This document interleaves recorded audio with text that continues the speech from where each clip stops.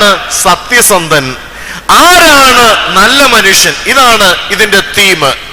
പ്രിയപ്പെട്ട സഹോദരങ്ങളെ, നമ്മൾ പറയാറുണ്ട് ആരാണ് നല്ല മനുഷ്യൻ? നമ്മളുടെ മനസ്സിൽ ഒരു ചിന്തയുണ്ട്, നല്ല മനുഷ്യൻ ആരാണെന്ന് ചോദിച്ചാൽ നമുക്ക് വല്ല ഗുണവും ചെയ്യുന്നവനാണ് നല്ല മനുഷ്യൻ എന്നാണ്. അല്ലെങ്കിൽ നല്ല സൗന്ദര്യമുള്ളവനെ നമ്മൾ നല്ല മനുഷ്യനെന്ന് ചില ആൾക്കാർ പറയാറുണ്ട്. അതുപോലെ സമ്പത്തും അതുപോലെയുള്ള അനുഗ്രഹങ്ങളും ഒക്കെ ഉണ്ട്. വല്ലപ്പോഴും ഒക്കെ എന്തെങ്കിലുമൊക്കെ സാധുക്കൾക്ക് ചെയ്യുന്ന ഒരു മനുഷ്യനെ നല്ല മനുഷ്യനെന്ന് നമ്മൾ പറയാറുണ്ട്. പക്ഷേ വേദപുസ്തകത്തിൽ ദാവീദ് രാജാവ് ആരാണ് നല്ല മനുഷ്യൻ, സത്യസന്ധനായ മനുഷ്യൻ എന്നുള്ളതിനെ കൊടുക്കുന്ന ഒന്നാമത്തെ ഉത്തരം, അതിനുള്ള ഡെഫിനിഷൻ അതിന്റെ 112-ാം സങ്കീർത്തനം 1-ാം വാക്യത്തിൽ പറയുന്നുണ്ട്, യഹോവയെ ഭയപ്പെട്ട് അവന്റെ കൽപ്പനകളിൽ ഇഷ്ടപ്പെടുന്ന മനുഷ്യൻ. രണ്ട് കാര്യങ്ങളാണ് സത്യസന്ധനായ മനുഷ്യന്റെ യോഗ്യതയായിട്ട് പറയുന്നത്. ഒന്ന്, ദൈവത്തെ ഭയപ്പെടണം. രണ്ട്, അവന്റെ കൽപ്പനകളിൽ ഇഷ്ടപ്പെടണം. പ്രിയപ്പെട്ട സഹോദരങ്ങളെ, ഈ ദൈവത്തെക്കുറിച്ചുള്ള ഭയം എന്താണ് ദൈവത്തെക്കുറിച്ചുള്ള ഭയം? ദൈവത്തെക്കുറിച്ചുള്ള ഭയം എന്ന് പറഞ്ഞാൽ, പ്രിയപ്പെട്ടവരെ, എന്റെ ദൈവം എല്ലാം കാണുന്നുണ്ട്, എന്റെ ദൈവം എല്ലാം അറിയുന്നുണ്ട്, എന്റെ ദൈവം എന്റെ നോട്ടത്തിലും എന്റെ പോക്കിലും എന്റെ വരവിലും എന്റെ ചിന്തയിലും എല്ലാം മനസ്സിലാക്കുന്നുണ്ട് എന്നുള്ള ഒരു ബോധമാണ് ദൈവഭയം എന്ന് പറയുന്നത്. ഈ ദൈവഭയം ഇന്ന് നമ്മുടെ സമൂഹത്തിൽ എത്ര പേർക്കുണ്ട് എന്ന് നമ്മൾ ഓരോരുത്തരും ഒന്ന് നന്നായിട്ട് ചിന്തിക്കുക. പ്രിയപ്പെട്ട സഹോദരങ്ങളെ, യാതൊരു ഭയവുമില്ലാതെ ദൈവ ഭക്തന്മാരെന്ന് പറയുന്നവരിൽ പോലും ഒരു ദൈവാധീനവും കാണാതെ പെരുമാറുന്ന ഈ കാലഘട്ടത്തിൽ ഒരു ദൈവഭക്തനായി ജീവിക്കുക എന്ന് പറയുന്നത് ഒരു വലിയ പ്രയാസമുള്ള കാര്യമാണ്. എന്നെ കേൾക്കുന്ന ദൈവമക്കളെ, ദൈവത്തെ ഭയപ്പെടണം. രണ്ട്, അവൻ നൽകിയിട്ടുള്ള കൽപ്പനകൾ പാലിക്കണം. ഇതാണ് സത്യസന്ധനായ മനുഷ്യന്റെ ഗുണം അവനെക്കുറിച്ച് പറയുന്നത്. ഈ വേദഭാഗത്തിന്റെ മൂലഭാഷ നിങ്ങൾക്കറിയാം, എബ്രായ ഭാഷയാണെന്ന്. എബ്രായ ഭാഷയിൽ ഈ സത്യസന്ധൻ എന്നുള്ള വാക്കിന് ഒരു പദം കൊടുത്തിട്ടുണ്ട്. യാഷാർ എന്ന പദമാണ് കൊടുത്തിരിക്കുന്നത്. യാഷാർ, അത് സത്യസന്ധൻ എന്നുള്ള പദമാണ്. ഭാഗ്യവാൻ എന്നുള്ള പദത്തെക്കാൾ കൂടുതൽ അതിന് ചേരുന്നത് സത്യസന്ധൻ, വിശ്വസ്തനായ മനുഷ്യൻ എന്നുള്ളതാണ്. പ്രിയപ്പെട്ട സഹോദരങ്ങളെ, ഈ ലോകത്ത് പലരും ചോദിക്കുന്ന ഒരു ചോദ്യമാണ്, ഞാൻ അങ്ങ് സത്യസന്ധനായി ജീവിച്ചാൽ എനിക്ക് എന്തോ ഗുണം? ഞാൻ അങ്ങ് വിശ്വസ്തനായി ജീവിച്ചാൽ എനിക്ക് എന്താ ഗുണം? ഒരു സത്യസന്ധതയുമില്ലാതെ ഒരു വിശ്വസ്തതയുമില്ലാതെ ജീവിക്കുന്നവര് പന പോലെ തഴച്ചു വളരുന്നുണ്ട്. എല്ലാ വേലത്തരങ്ങളും എല്ലാ തിന്മകളും കാട്ടുന്നവർക്ക് ഒരു കുറവുമില്ല. അവര് ഓരോ ദിവസവും അടിക്കടിയായി വളർന്നു വരുന്നുകൊണ്ടിരിക്കുന്നു. ഇത് നമ്മുടെ മനസ്സിൽ കടന്നു വരുന്ന ഒരു ചിന്തയാണ്. ദുഷ്ടന്മാർ ഉയർന്നു വരുന്നു, നന്മ ചെയ്യുന്നവർ താഴ്ന്നു പോകുന്നു. പ്രിയപ്പെട്ട സഹോദരങ്ങളെ, ഇത് ഇന്നോ ഇന്നലെയോ തുടങ്ങിയ കാര്യമല്ല. ദുഷ്ടൻ പല പോലെ വളരുമെന്നുള്ളതിന് യാതൊരു സംശയവുമില്ല. പക്ഷേ ഒരു കാര്യം ഓർക്കണം, ആ വളർച്ചയ്ക്ക് പനയുടെ അത്രയുമേ ഉള്ളൂ കാലഘട്ടം എന്നുള്ളതുകൂടെ നാം മനസ്സിലാക്കേണ്ടിയിരിക്കുന്നു. ഈ നമ്മുടെ നാട്ടിൽ നിങ്ങൾക്ക് നന്നായിട്ടറിയാം, പഴയ കാലഘട്ടങ്ങളിൽ നമ്മുടെ വീടുകളിൽ നാടൻ തെങ്ങുകൾ ഉണ്ടായിരുന്നു. ഈ നാടൻ തെങ്ങിന്റെ പ്രത്യേകത എന്താണ്? അത് സാവധാനമേ വളരുകയുള്ളൂ. അത് ഒരു 10 വർഷമോ 15 വർഷമോ ഒക്കെ ആയെങ്കിൽ മാത്രമേ അതിനകത്ത് ഒരു തേങ്ങ കിട്ടുകയുള്ളൂ. ഇതാ നാടൻ തെങ്ങിന്റെ പ്രത്യേകത. പക്ഷെ നാടൻ തെങ്ങിന് വലിയ കുഴപ്പങ്ങളൊന്നുമില്ലാതെ സാവധാനമാണ് വളർന്നു വരുന്നത്. എന്നാൽ ഇപ്പോഴ് ഈ ജനറ്റിക് എഞ്ചിനീയറിങ്ങും അതുപോലെയുള്ള കാര്യങ്ങളും ഒക്കെ വളർന്നു കഴിഞ്ഞപ്പോഴേ ഈ ടിഷ്യൂ കൾച്ചർ തെങ്ങുകളും അതുപോലെ തന്നെ ക്രോസ് ചെയ്തിട്ടുള്ള തെങ്ങുകളും ഒക്കെ നമുക്ക് ധാരാളം കിട്ടും. അങ്ങനെ നമ്മൾ വിവിധ തരത്തിലുള്ള ഏറ്റവും പുതിയ തരം തെങ്ങുകൾ ഒക്കെ നട്ടുപിടിപ്പിച്ചിട്ടുള്ളവരാണ്.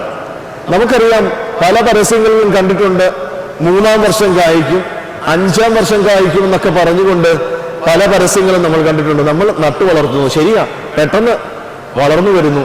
3-ാം വർഷമായപ്പോഴത്തേന് അതിനകത്ത് ഒരു കൊലയിൽ 10ഉം 25ഉം തേങ്ങ വീതമാണ് കിട്ടിയിരിക്കുന്നത്. എല്ലാവർക്കും വളരെ സന്തോഷമായി. ഒരു 4-5 വർഷം ആയപ്പോഴത്തേന് കുറെ കൂടെ തേങ്ങ കിട്ടി. പക്ഷേ പ്രിയപ്പെട്ട സഹോദരങ്ങളെ, ഒരു 10 വർഷം കഴിഞ്ഞപ്പോഴത്തേന് ഈ തെങ്ങിന്റെ മണ്ട പോയിരിക്കുന്നത് നമുക്ക് കാണാനായിട്ട് സാധിക്കും. അധികം വളർച്ചയില്ല. കുറച്ച് കഴിഞ്ഞപ്പോഴത്തേന് ഈ തെങ്ങ് പൂർണ്ണമായും നശിച്ചു. അത് വെട്ടിക്കളയേണ്ടുന്ന സാഹചര്യം ഉണ്ടായി. ആ സന്ദർഭത്തിൽ നമ്മുടെ പഴയ നാടൻ തെങ്ങ് ഇങ്ങനെ നന്നായിട്ട് ഇലയൊക്കെ വീശി ഇപ്പോഴും അത് 10 തേങ്ങയെ അതിനകത്തുനിന്ന് കിട്ടുകയുള്ളെങ്കിലും 20, 30, 40, 50, 60, 70 വർഷമായിട്ടും ഒരു കുഴപ്പവുമില്ലാതെ നിൽക്കുന്നു. ഇതാണ് പ്രിയപ്പെട്ട സഹോദരങ്ങളെ ദുഷ്ടന്റെ വളർച്ചയും നന്മ ചെയ്യുന്നവന്റെ വളർച്ചയും തമ്മിലുള്ള വ്യത്യാസം. ദുഷ്ടൻ പല പോലെ വളരും, പക്ഷേ ആ വളർച്ച ഒരു ദിവസം അങ്ങ് തീരും. നിങ്ങൾക്കറിയാം, സരിതയുടെ വളർച്ചയും ബിജുവിന്റെ വളർച്ചയും ഒക്കെ നമുക്ക് നന്നായിട്ട് പെട്ടെന്ന് വളർന്നു, പക്ഷേ അത് പെട്ടെന്നങ്ങ് നിൽക്കുകയും ചെയ്തു. അതുകൊണ്ട് ദൈവത്തെ അറിഞ്ഞ് ദൈവകൽപ്പനകളിൽ വിശ്വസിച്ച് ഭക്തനായി ദൈവത്തെ ഭയപ്പെട്ട് ജീവിക്കുന്ന മനുഷ്യർക്ക് ചില ഗുണങ്ങൾ കിട്ടുമെന്നാണ് ദാവീദ് തന്റെ അനുഭവത്തിൽ നിന്ന് പറയുന്നത്. ആരാണ് സത്യസന്ധനായ മനുഷ്യൻ? അതിനെക്കുറിച്ച് ഞാൻ ആദ്യമേ പറഞ്ഞു. ദൈവത്തെ ഭയപ്പെട്ട് അവന്റെ കൽപ്പനകളിൽ ഇഷ്ടപ്പെടുന്ന മനുഷ്യൻ, അവർക്ക് മാത്രമേ സത്യസന്ധരായി ജീവിക്കാനായിട്ട് സാധിക്കുകയുള്ളൂ. പ്രിയപ്പെട്ടവരെ, നിങ്ങൾ നന്നായിട്ടൊന്ന് വാച്ച് ചെയ്യുക. ഒരു സത്യസന്ധനായ മനുഷ്യന്റെ ഒന്നാമത്തെ ഗുണം അവന് ദൈവത്തെ പേടിയുള്ളതാണ്, ദൈവകൽപ്പനകൾ അനുസരിക്കുമെന്നുള്ളതാണ്. എന്നാൽ സത്യസന്ധരല്ലാത്ത മനുഷ്യരെ നിങ്ങളൊന്ന് വാച്ച് ചെയ്ത് നോക്കുക. അവർക്ക് ഒരിക്കലും ദൈവത്തെ പേടിയില്ല, ദൈവകൽപ്പനകളിൽ അവർക്ക് യാതൊരു വിശ്വാസവുമില്ല. അതുകൊണ്ട് ദാവീദ് തന്റെ ജീവിതത്തിന്റെ അനുഭവത്തിൽ നിന്ന് പറയുന്നു, ആരാണ് യാഷാർ, ആരാണ് സത്യസന്ധൻ, ആരാണ് ദൈവഭക്തൻ? അതെ, ദൈവത്തെ ഭയപ്പെട്ട് അവന്റെ കൽപ്പനകളിൽ ഇഷ്ടപ്പെടുന്ന മനുഷ്യൻ. ഇന്ന് ഈ ദേവാലയത്തിൽ എത്ര യാഷാറുണ്ട് എന്ന് എനിക്കറിയയില്ല. എന്നോട് തിരിച്ചു ചോദിച്ചാലും ഞാനൊരു യാഷാറാണോ എന്ന് ചോദിച്ചാൽ, ഒരു സത്യസന്ധനായ മനുഷ്യനാണോ എന്ന് ചോദിച്ചാൽ, പലപ്പോഴും ആ ചോദ്യത്തിന്റെ മുമ്പിൽ ഞാനും ഒരു വരയിടേണ്ടി വരും. കാരണം പല സന്ദർഭങ്ങളിലും എന്റെ ജീവിതവും അങ്ങനെയല്ലാത്തതായി തീർന്നിട്ടുണ്ട്. പക്ഷേ അങ്ങനെ ഞാൻ ജീവിച്ചാൽ എനിക്ക് ലഭിക്കുന്ന കൃപകൾ നഷ്ടമാകുമെന്ന് ഈ വേദഭാഗം വായിച്ചപ്പോൾ എനിക്ക് ബോധ്യമായി. അതുകൊണ്ടാണ് ഇന്നത്തെ ദിവസം ഈ വാക്യം ഞാൻ നിങ്ങളുടെ മുമ്പിലേക്ക് വെക്കുവാനായിട്ട് ആഗ്രഹിക്കുന്നത്. സത്യസന്ധരായ മനുഷ്യർക്ക് എന്തെല്ലാം ഗുണങ്ങൾ കിട്ടും? 7 ഗുണങ്ങൾ ഈ വേദഭാഗത്തിലൂടെ ഒരു സത്യസന്ധനായ മനുഷ്യന് ദൈവം നൽകുമെന്ന് 112-ാം സങ്കീർത്തനത്തിലൂടെ നമ്മെ പഠിപ്പിക്കുകയാണ്. ഒന്നാമത്തെ ഗുണത്തിലേക്ക് കടക്കുവാനായിട്ട് ആഗ്രഹിക്കുകയാണ്. എന്താണ് സത്യസന്ധനായ മനുഷ്യന് ലഭിക്കുന്ന ഒന്നാമത്തെ അനുഗ്രഹം? ഒന്നാമത്തെ അനുഗ്രഹം അതിന്റെ 2-ാമത്തെ വാക്യത്തിൽ പറയുന്നുണ്ട്, അവന്റെ സന്തതി ഭൂമിയിൽ ബലപ്പെട്ടിരിക്കും. എല്ലാവരും ഒന്ന് പറഞ്ഞേ, അവന്റെ സന്തതി. ഒന്ന് പറഞ്ഞു, ഞാൻ പറയുന്നത് പോലെ പറഞ്ഞേ, അവന്റെ സന്തതി ഭൂമിയിൽ ബലപ്പെട്ടിരിക്കും. നമുക്ക് ഈ വേണ്ടുന്ന ആയുധം പലപ്പോഴും നമ്മുടെ കയ്യിലില്ല. അച്ഛന്മാർ എന്തൊക്കെയോ അങ്ങ് പറഞ്ഞുകൊള്ളട്ടെ, അത് കുഴപ്പമൊന്നുമില്ല, ഞങ്ങൾ ഇങ്ങനെ കേട്ടുകൊണ്ടേ ഇരുന്നോളാം. വേദപുസ്തകമൊക്കെ എടുക്കുന്നത് ഞങ്ങൾക്കൊരു കുറച്ചിലാണെന്ന് നിങ്ങൾ ചിന്തിക്കരുത്. പ്രിയപ്പെട്ടവരെ, ദൈവവചനം പഠിക്കുകയും ധ്യാനിക്കുകയും ചെയ്യണമെന്നുണ്ടെങ്കിൽ ഈ വേദപുസ്തകം നമ്മുടെ കൈവശം വേണം. വേദപുസ്തകം ഇല്ലാതെ നിങ്ങൾ ഒരു ധ്യാനയോഗത്തിലും പോകരുത്. ഇത് പലപ്പോഴും എന്നെ പോലെയുള്ള വൈദികർക്ക് തോന്നിയിട്ടുള്ള ചില കാര്യങ്ങളൊന്ന് പറഞ്ഞുകൊള്ളട്ടെ. ഈ ധ്യാനയോഗങ്ങളും ഈ പ്രാർത്ഥനയും ഒക്കെ പ്രഹസനമായി മാറിക്കൊണ്ടിരിക്കുന്നു, ചടങ്ങുകളായി മാറിക്കൊണ്ടിരിക്കുന്നു. പരുമല പള്ളിയിലൊന്ന് പോയേക്കാം, ധ്യാനത്തിലൊന്ന് കൂടിയേക്കാം. പക്ഷെ ധ്യാനം കൂടണമെന്നുണ്ടെങ്കിൽ ഈ പറയുന്ന കാര്യങ്ങൾ എന്താണെന്നൊന്ന് മനസ്സിലാക്കണം. അതിന് വേദപുസ്തകം ഉണ്ടെങ്കിലേ പറ്റുകയുള്ളൂ. ഇവിടെ ധാരാളം വേദപുസ്തകം ഇരിപ്പുണ്ട്. എനിക്ക് തോന്നുന്നു ഇവിടുത്തെ മാനേജർ അച്ഛനും മറ്റുള്ളവരും ഒക്കെ ഈ വേദപുസ്തകം കൊണ്ടുവരാത്തത് കൊണ്ടായിരുന്നേക്കാൻ കുറെ വേദപുസ്തകം ഇവിടെ എടുത്തു വെച്ചിട്ടുണ്ട്. ആ വേദപുസ്തകം അതുപോലെ തന്നെ അവിടെ ഇരിക്കുക. നമുക്ക് ഈ മറ്റുള്ള കാര്യങ്ങൾക്കെല്ലാം കുറവുകളൊന്നുമില്ല. അതെടുക്കുന്നതിന് ഇതെടുക്കുന്നതിന് ഒന്നും കുഴപ്പമില്ല. പക്ഷേ വേദപുസ്തകം എടുക്കുന്നതിന് ഒരു മടി. ഞാൻ നിങ്ങളെ ഓർപ്പിക്കുന്നു, ദൈവത്തിന്റെ വചനം എടുക്കുവാൻ മടിയുള്ള വ്യക്തികളെ ദൈവം, നിങ്ങൾ എന്തെങ്കിലും ചോദിച്ചാലും ദൈവം അവരോട് ഇച്ചിരി മടി കാണിക്കും. നിങ്ങൾ വേദപുസ്തകം എടുത്ത് ദൈവവചനം വായിച്ച് ധ്യാനിക്കുവാൻ തക്കവണ്ണം ഈ പരുമലപ്പള്ളിയിൽ ഒരാഴ്ച വന്നാൽ ദൈവം തമ്പുരാൻ നിങ്ങളെ അനുഗ്രഹിക്കും വേദപുസ്തകവുമായിട്ട്. എന്നാൽ വേദപുസ്തകം ഇല്ലാതെ 10 ആഴ്ച നിങ്ങൾ വന്നാൽ അതുകൊണ്ട് പ്രയോജനമുണ്ടെന്ന് ഞാൻ ചിന്തിക്കുന്നില്ല. കാരണം ദൈവത്തിന്റെ വചനമാണിത്. ഈ വചനം നിങ്ങളുടെ കൈകളിൽ ഇരിക്കണം. ഈ വചനമനുസരിച്ചാണ് നമ്മൾ ജീവിക്കുന്നത്. അതുകൊണ്ടാണ് വെളിപാട് പുസ്തകം 1-ാം അധ്യായത്തിൽ പറയുന്നത്, ഈ വചനം വായിച്ചു കേൾപ്പിക്കുന്നവനും കേൾക്കുന്നവനും ഇതനുസരിച്ച് നടക്കുന്നവനും ഭാഗ്യവാൻ എന്ന് പറയുന്നത്. അതുകൊണ്ട് ദൈവവചനം നമ്മുടെ കൈകളിൽ ഇരിക്കണം. പ്രിയപ്പെട്ട സഹോദരങ്ങളെ, പോകട്ടെ, ഞാൻ 1-ാമത്തെ അനുഗ്രഹത്തിലേക്ക് വരികയാണ്. ഒരു സത്യസന്ധനായ മനുഷ്യൻ, ദൈവത്തെ ഭയപ്പെട്ട അവന്റെ കൽപ്പനകളിൽ അനുസരിച്ച് ജീവിക്കുന്ന മനുഷ്യന് ലഭിക്കുന്ന 1-ാമത്തെ അനുഗ്രഹം, അത് ഞാൻ 2-ാമത്തെ വാക്യത്തിൽ ഓർപ്പിച്ചു. ഞാൻ പറയുന്നത് പോലെ എല്ലാവരും ഒന്ന് പറയണം, അവന്റെ സന്തതി.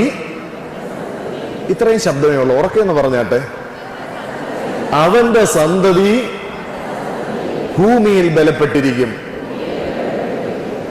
എന്നെ കേൾക്കുന്ന ദൈവമക്കളെ, ഞാനും നിങ്ങളും ജീവിക്കുന്നത് നമ്മുടെ മക്കൾ ഈ ഭൂമിയിൽ ബലപ്പെട്ടിരിക്കാൻ വേണ്ടിയാണ്, അല്ലേ? അതിനല്ലേ നമ്മൾ ജീവിക്കുന്നത്. അതിനാണ് നമ്മൾ ജീവിക്കുന്നത്. ഈ അടുത്ത സമയത്ത് ഞാൻ വായിച്ച ഒരു മാസികയിൽ ഈ കേരളത്തിലെ മലയാളികൾ എന്തിനാ ജീവിക്കുന്നതെന്ന് ചില ആൾക്കാരോടൊക്കെ ചോദിച്ചു. ആ ചോദിച്ച കാര്യങ്ങളെല്ലാം കൂടെ ഒരു ക്വസ്റ്റ്യനെയർ പോലെ ഒരു മാഗസിൻ പ്രസിദ്ധീകരിച്ചു. അപ്പോൾ ആ പ്രസിദ്ധീകരണം അങ്ങോട്ട് നടത്തി അതിൻ്റെ സംക്ഷിപ്ത രൂപമായിട്ട് അതിൻ്റെ ഫൈനലായിട്ടുള്ള സ്റ്റേറ്റ്മെന്റ് ഒന്ന് വായിക്കാനായിട്ട് ഇടയായി. ആ സന്ദർഭത്തിൽ ആ മാഗസിൻ എഴുതിയിരിക്കുക, കേരളത്തിലെ മലയാളികൾ ജീവിക്കുന്നത് എന്തിനാന്ന് ചോദിച്ചാൽ, 1 LIC അടയ്ക്കാനാ ജീവിക്കുന്നത്, 2ാമത് ചിട്ടി അടയ്ക്കാനാ ജീവിക്കുന്നത്. അപ്പൊ ഈ 2 കാര്യങ്ങൾക്ക് വേണ്ടിയാ കേരളത്തിലെ മലയാളികൾ ജീവിക്കുന്നതെന്ന് പറഞ്ഞാൽ LIC അടയ്ക്കണം, ചിട്ടി അടയ്ക്കണം. അപ്പൊ LIC അടയ്ക്കാനുള്ള പൈസ ഉണ്ടാക്കുക, ചിട്ടി അടയ്ക്കാനുള്ള പൈസ ഉണ്ടാക്കുക. ഇത് രണ്ടുമാണ് കേരളത്തിലെ മലയാളികൾ അതിനുവേണ്ടിയാ ജീവിക്കുന്നതെന്നാ പറയുന്നത്. എന്റെ അഭിപ്രായമല്ല, ആ മാഗസിൻ പറഞ്ഞതാ. പ്രിയപ്പെട്ട സഹോദരങ്ങളെ, നമ്മൾ ജീവിക്കുന്നത് നമ്മുടെ മക്കൾ ബലത്തോടെ ആയിരിക്കാനായിട്ടാണ്. മക്കൾ നശിക്കണമെന്ന് ആഗ്രഹമുള്ള ഏതെങ്കിലും ഒരു മാതാപിതാക്കൾ ഇവിടെ ഉണ്ടെന്ന് ഞാൻ പ്രതീക്ഷിക്കുന്നില്ല. എല്ലാവരുടെയും ആഗ്രഹം അവരുടെ മക്കൾ നന്നായി വരണമെന്ന. പക്ഷേ നിങ്ങളുടെ മക്കൾ നന്നാകണമെങ്കിൽ, നിങ്ങളുടെ മക്കൾ ബലത്തോടെ ഈ ഭൂമിയിൽ ജീവിക്കണമെങ്കിൽ നിങ്ങളൊരു യാശാറായെങ്കിലേ പറ്റുകയുള്ളൂ. ആരാണ് യാശാർ? സത്യസന്ധനായ മനുഷ്യൻ.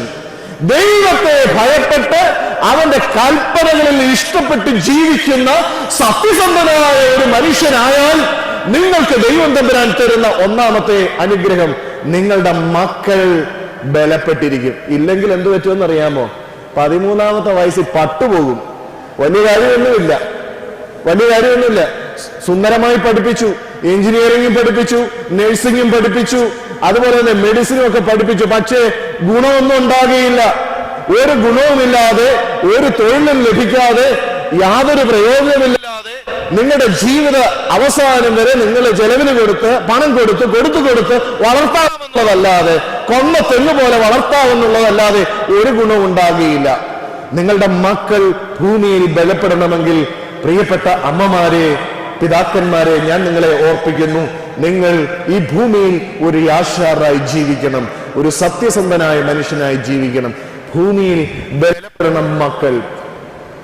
ഒരു മരം ബലപ്പെട്ടു നിൽക്കുക എന്ന് പറയുന്നത് ചില പ്രത്യേകതകൾ കൊണ്ടാണ്. ഒരു വലിയ മരത്തിന്റെ ഒത്തിരി ശിഖരങ്ങൾ നമുക്ക് മുകളിൽ കാണാം. പക്ഷേ നമ്മൾ കാണാത്ത കുറെ ശിഖരങ്ങൾ അല്ലെങ്കിൽ കുറെ വേരുകൾ ഈ ഭൂമിയുടെ അടിയിലുണ്ട്. ഒരു മരം എത്ര കാറ്റടിച്ചാലും, എത്ര മഴ പെയ്താലും, പ്രകൃതിക്ഷോഭമുണ്ടായാലും അത് ഉരുണ്ടു വീഴാതിരിക്കുന്നത് കാണാത്ത ചില വശങ്ങളാണ്. പ്രിയപ്പെട്ട അമ്മമാരെ, സഹോദരങ്ങളെ, യൗവനക്കാരെ, ഞാൻ നിങ്ങളെ ഓർപ്പിക്കുന്നു, ഈ ലോകത്ത് മറ്റുള്ളവർ കാണാത്ത ചില വശങ്ങൾ നിങ്ങളുടെ ജീവിതത്തിലുണ്ട്. അത് നിങ്ങളുടെ രഹസ്യ ജീവിതമാണ്. ഈ രഹസ്യ ജീവിതം ശരിയാണോ എന്ന് നിങ്ങൾ ചിന്തിക്കണം. ഈ രഹസ്യ ജീവിതം നന്നായെങ്കിൽ മാത്രമേ മക്കൾ ബലപ്പെട്ടിരിക്കുകയുള്ളൂ. നല്ല വേരുകൾ താഴോട്ട് പോയി പോയി പോയി പോയി പോയി പോയി ഇത് ഒരിക്കലും കാണാത്ത ഒത്തിരി വശങ്ങളുണ്ട്. നമ്മളൊക്കെ നല്ല വസ്ത്രങ്ങളും മനോഹരമായ കണ്ണടയും മനോഹരമായ ചുരിദാറും മനോഹരമായ ജീൻസും ഏതെല്ലാം വേഷങ്ങളാണ് നമ്മൾ ധരിച്ചിരിക്കുന്നത്, എന്തെല്ലാം വേഷങ്ങളാണ് ധരിച്ചിരിക്കുന്നത്. ഇപ്പോഴത്തെ നമ്മുടെ വേഷവിധാനങ്ങളെ കുറിച്ച് പറയുമ്പോൾ പ്രിയപ്പെട്ടവരെ, നമ്മൾ മൂക്കത്ത് വിരൽ വെച്ചു പോകും. നമ്മളുടെ ഈ സൗന്ദര്യവർദ്ധന സാധനങ്ങൾ ഒക്കെ ഉപയോഗിച്ച് എത്രമാത്രം സുന്ദരമായി പുറമേ കാട്ടുന്ന ഒത്തിരി കാര്യങ്ങളുണ്ട്. ഈ അടുത്ത സമയത്ത് കുറച്ച് ചെറുപ്പക്കാർ പിള്ളേരെ കാണുവാൻ തക്കവണ്ണം ഇടയായി. എനിക്കറിയില്ല, അവർ കേരളത്തിന് വെളിയിൽ പഠിക്കുന്ന എഞ്ചിനീയറിംഗ് സ്റ്റുഡൻസ് ആയിരുന്നു. ഈ കുഞ്ഞുങ്ങളെ കണ്ടു കഴിഞ്ഞപ്പോൾ എനിക്ക് തോന്നി ഇത് മിക്കവാറും ഇവർ ആഫ്രിക്കയിൽ നിന്നും കണ്ടുവരുന്ന ടൈപ്പ് പിള്ളേരാണെന്ന്. കാരണം തലമുടികളൊക്കെ കാപ്പിരിയുടെ കൂട്ടിങ്ങനെ ചുരുട്ടി ചുരുട്ടി ഇവിടെ ഒരു ഇച്ചിരി ഈശൻ താടിയും വെച്ച് അവിടെ ഇവിടെയൊക്കെ ഇച്ചിരി രോമം വെച്ചു.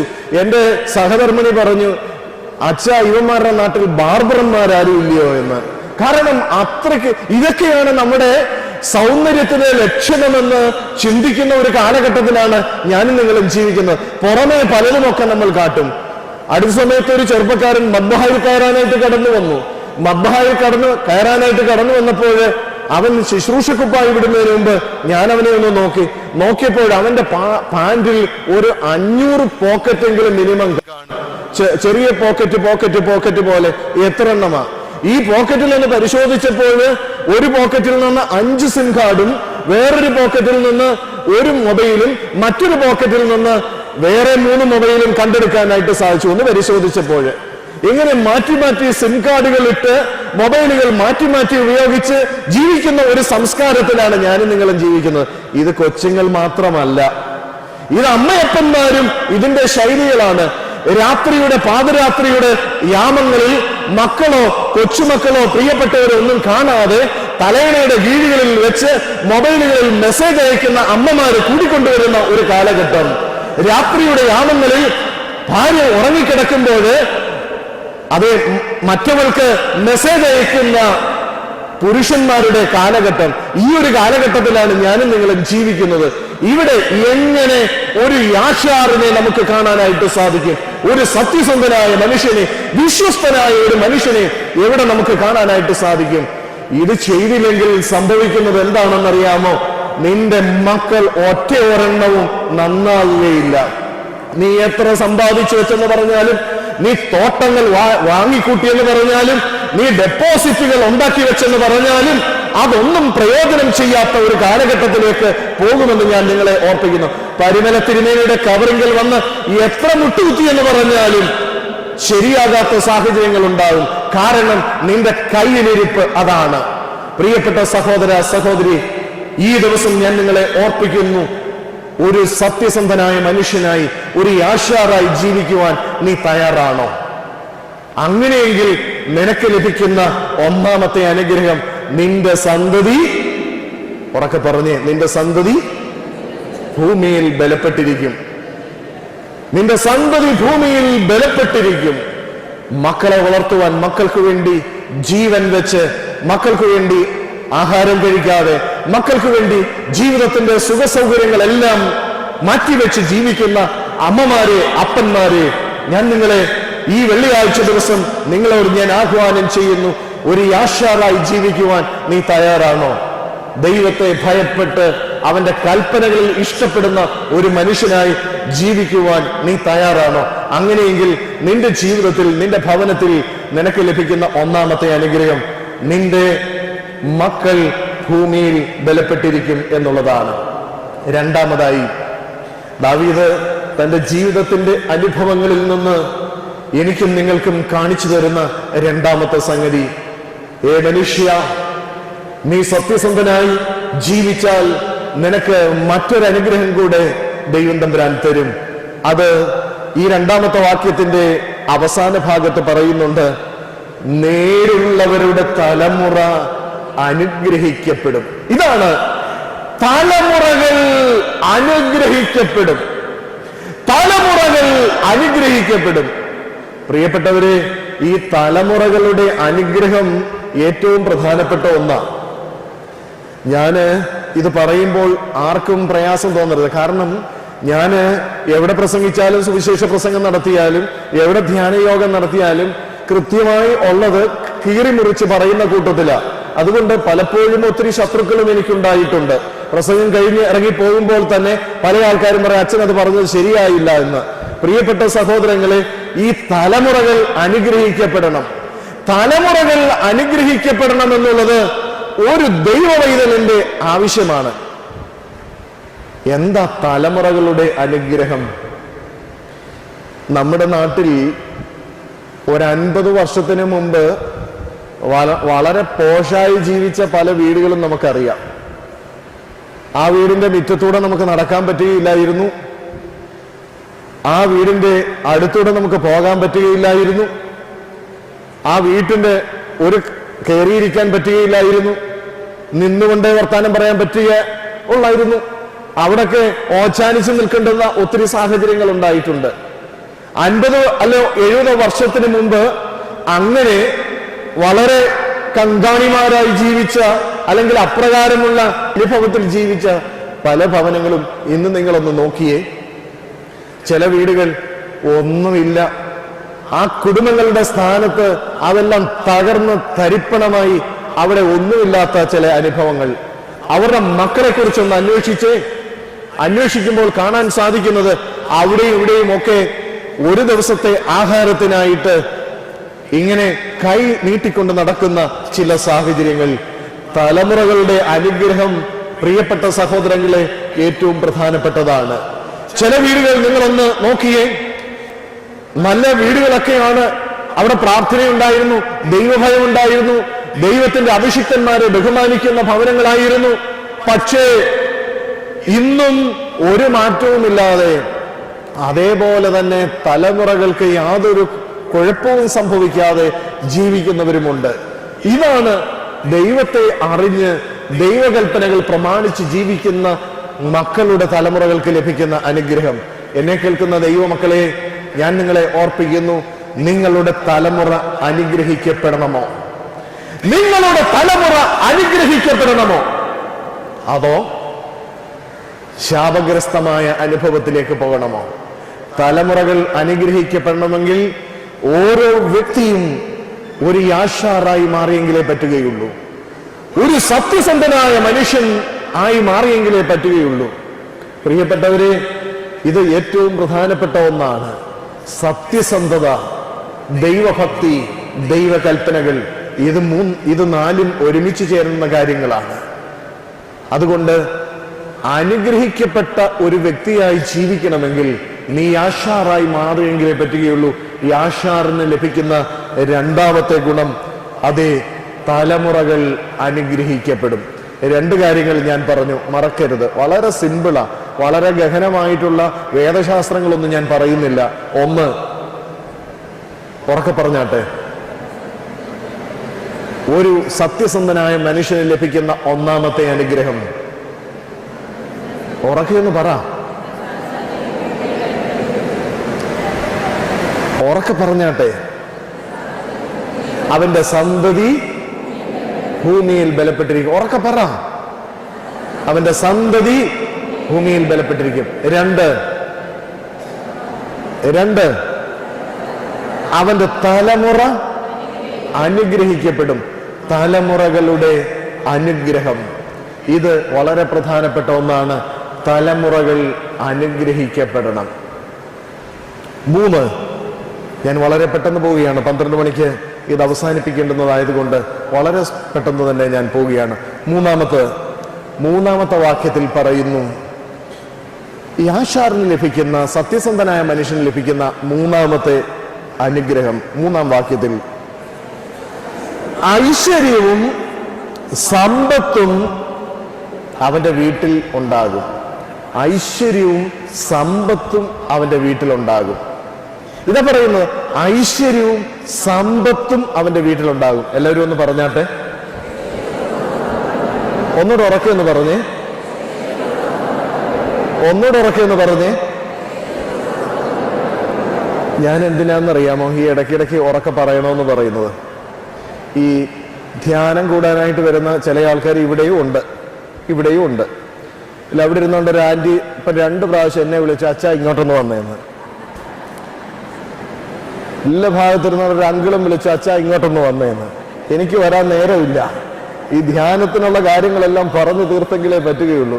നിങ്ങൾ വിളിക്കുന്നതിനനുസരിച്ച് ഇങ്ങോട്ടൊന്ന് വാ എന്ന് പറഞ്ഞാല് എനിക്ക് ബുദ്ധിമുട്ടാ. അപ്പൊ അതുകൊണ്ട് നിങ്ങളൊന്ന് ലൈവ് ആയെങ്കിലേ പറ്റുകയുള്ളൂ. അത് ലൈവ് ആകുന്നതിന് വേണ്ടിയാണ് ഇതൊന്ന് പറയുന്നത്. അതെ, ഒന്നുകൂടെ ഞാനൊന്ന് പറഞ്ഞു തരാം. 3-ാമത്തെ അനുഗ്രഹം, ഐശ്വര്യവും ഒന്ന് പറഞ്ഞേ, സമ്പത്തും അവന്റെ വീട്ടിലുണ്ടാകും. നമ്മുടെ വീടുകൾ ഐശ്വര്യം കൊണ്ട് നിറയണം, നമ്മുടെ വീടുകൾ സമ്പത്ത് കൊണ്ട് നിറയണം. ഇത് രണ്ടും ആവശ്യമാണ്. ചില വീടുകളിൽ പോയാല് നല്ല ഐശ്വര്യമാണ്, ഒരു കുഴപ്പമില്ല, ഐശ്വര്യമാണ്, എന്തൊരു ഐശ്വര്യമുള്ള വീട്. പക്ഷേ വീട്ടില് 5 നയാ പൈസ കയ്യിലെടുക്കാനില്ല. അതാണ് അതിന്റെ കുഴപ്പം. ഐശ്വര്യമുള്ള വീടാ, പക്ഷേ 5 നയാ പൈസ കയ്യിലെടുക്കാനില്ല.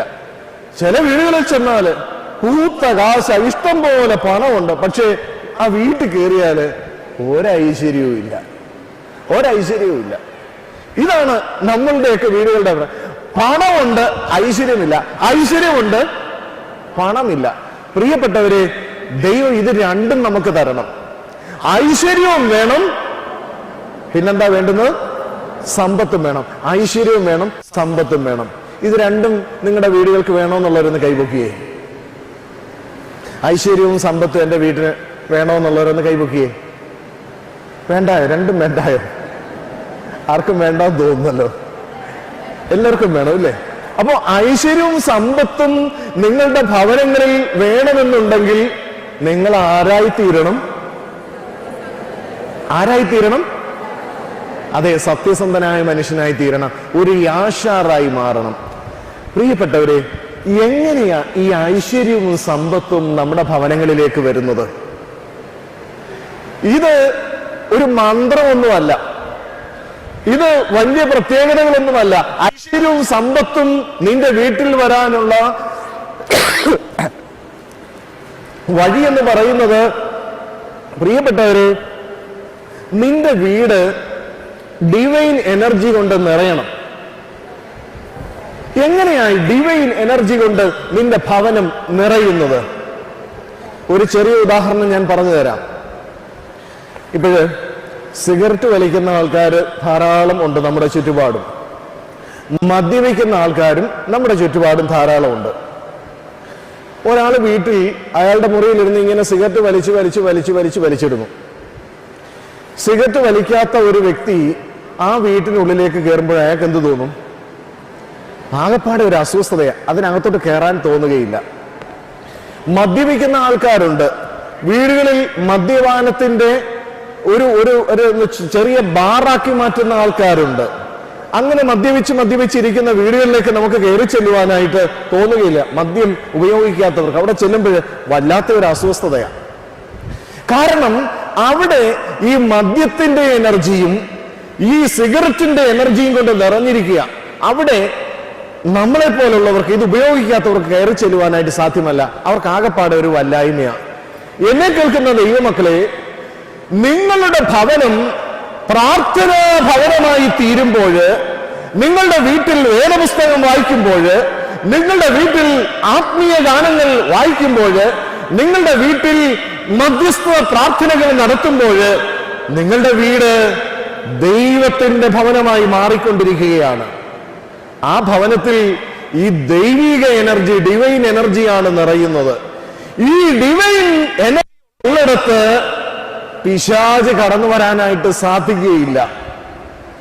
എന്തുകൊണ്ടാണ് നമ്മുടെ വീടുകളിൽ ഈ ഡിവൈൻ എനർജി നിറയാത്തതെന്ന് ചോദിച്ചാൽ, നമ്മുടെ വീടുകളിൽ എപ്പോഴും ഈ നെഗറ്റീവ് എനർജിയുടെ ഒരു കേന്ദ്രമാണ്.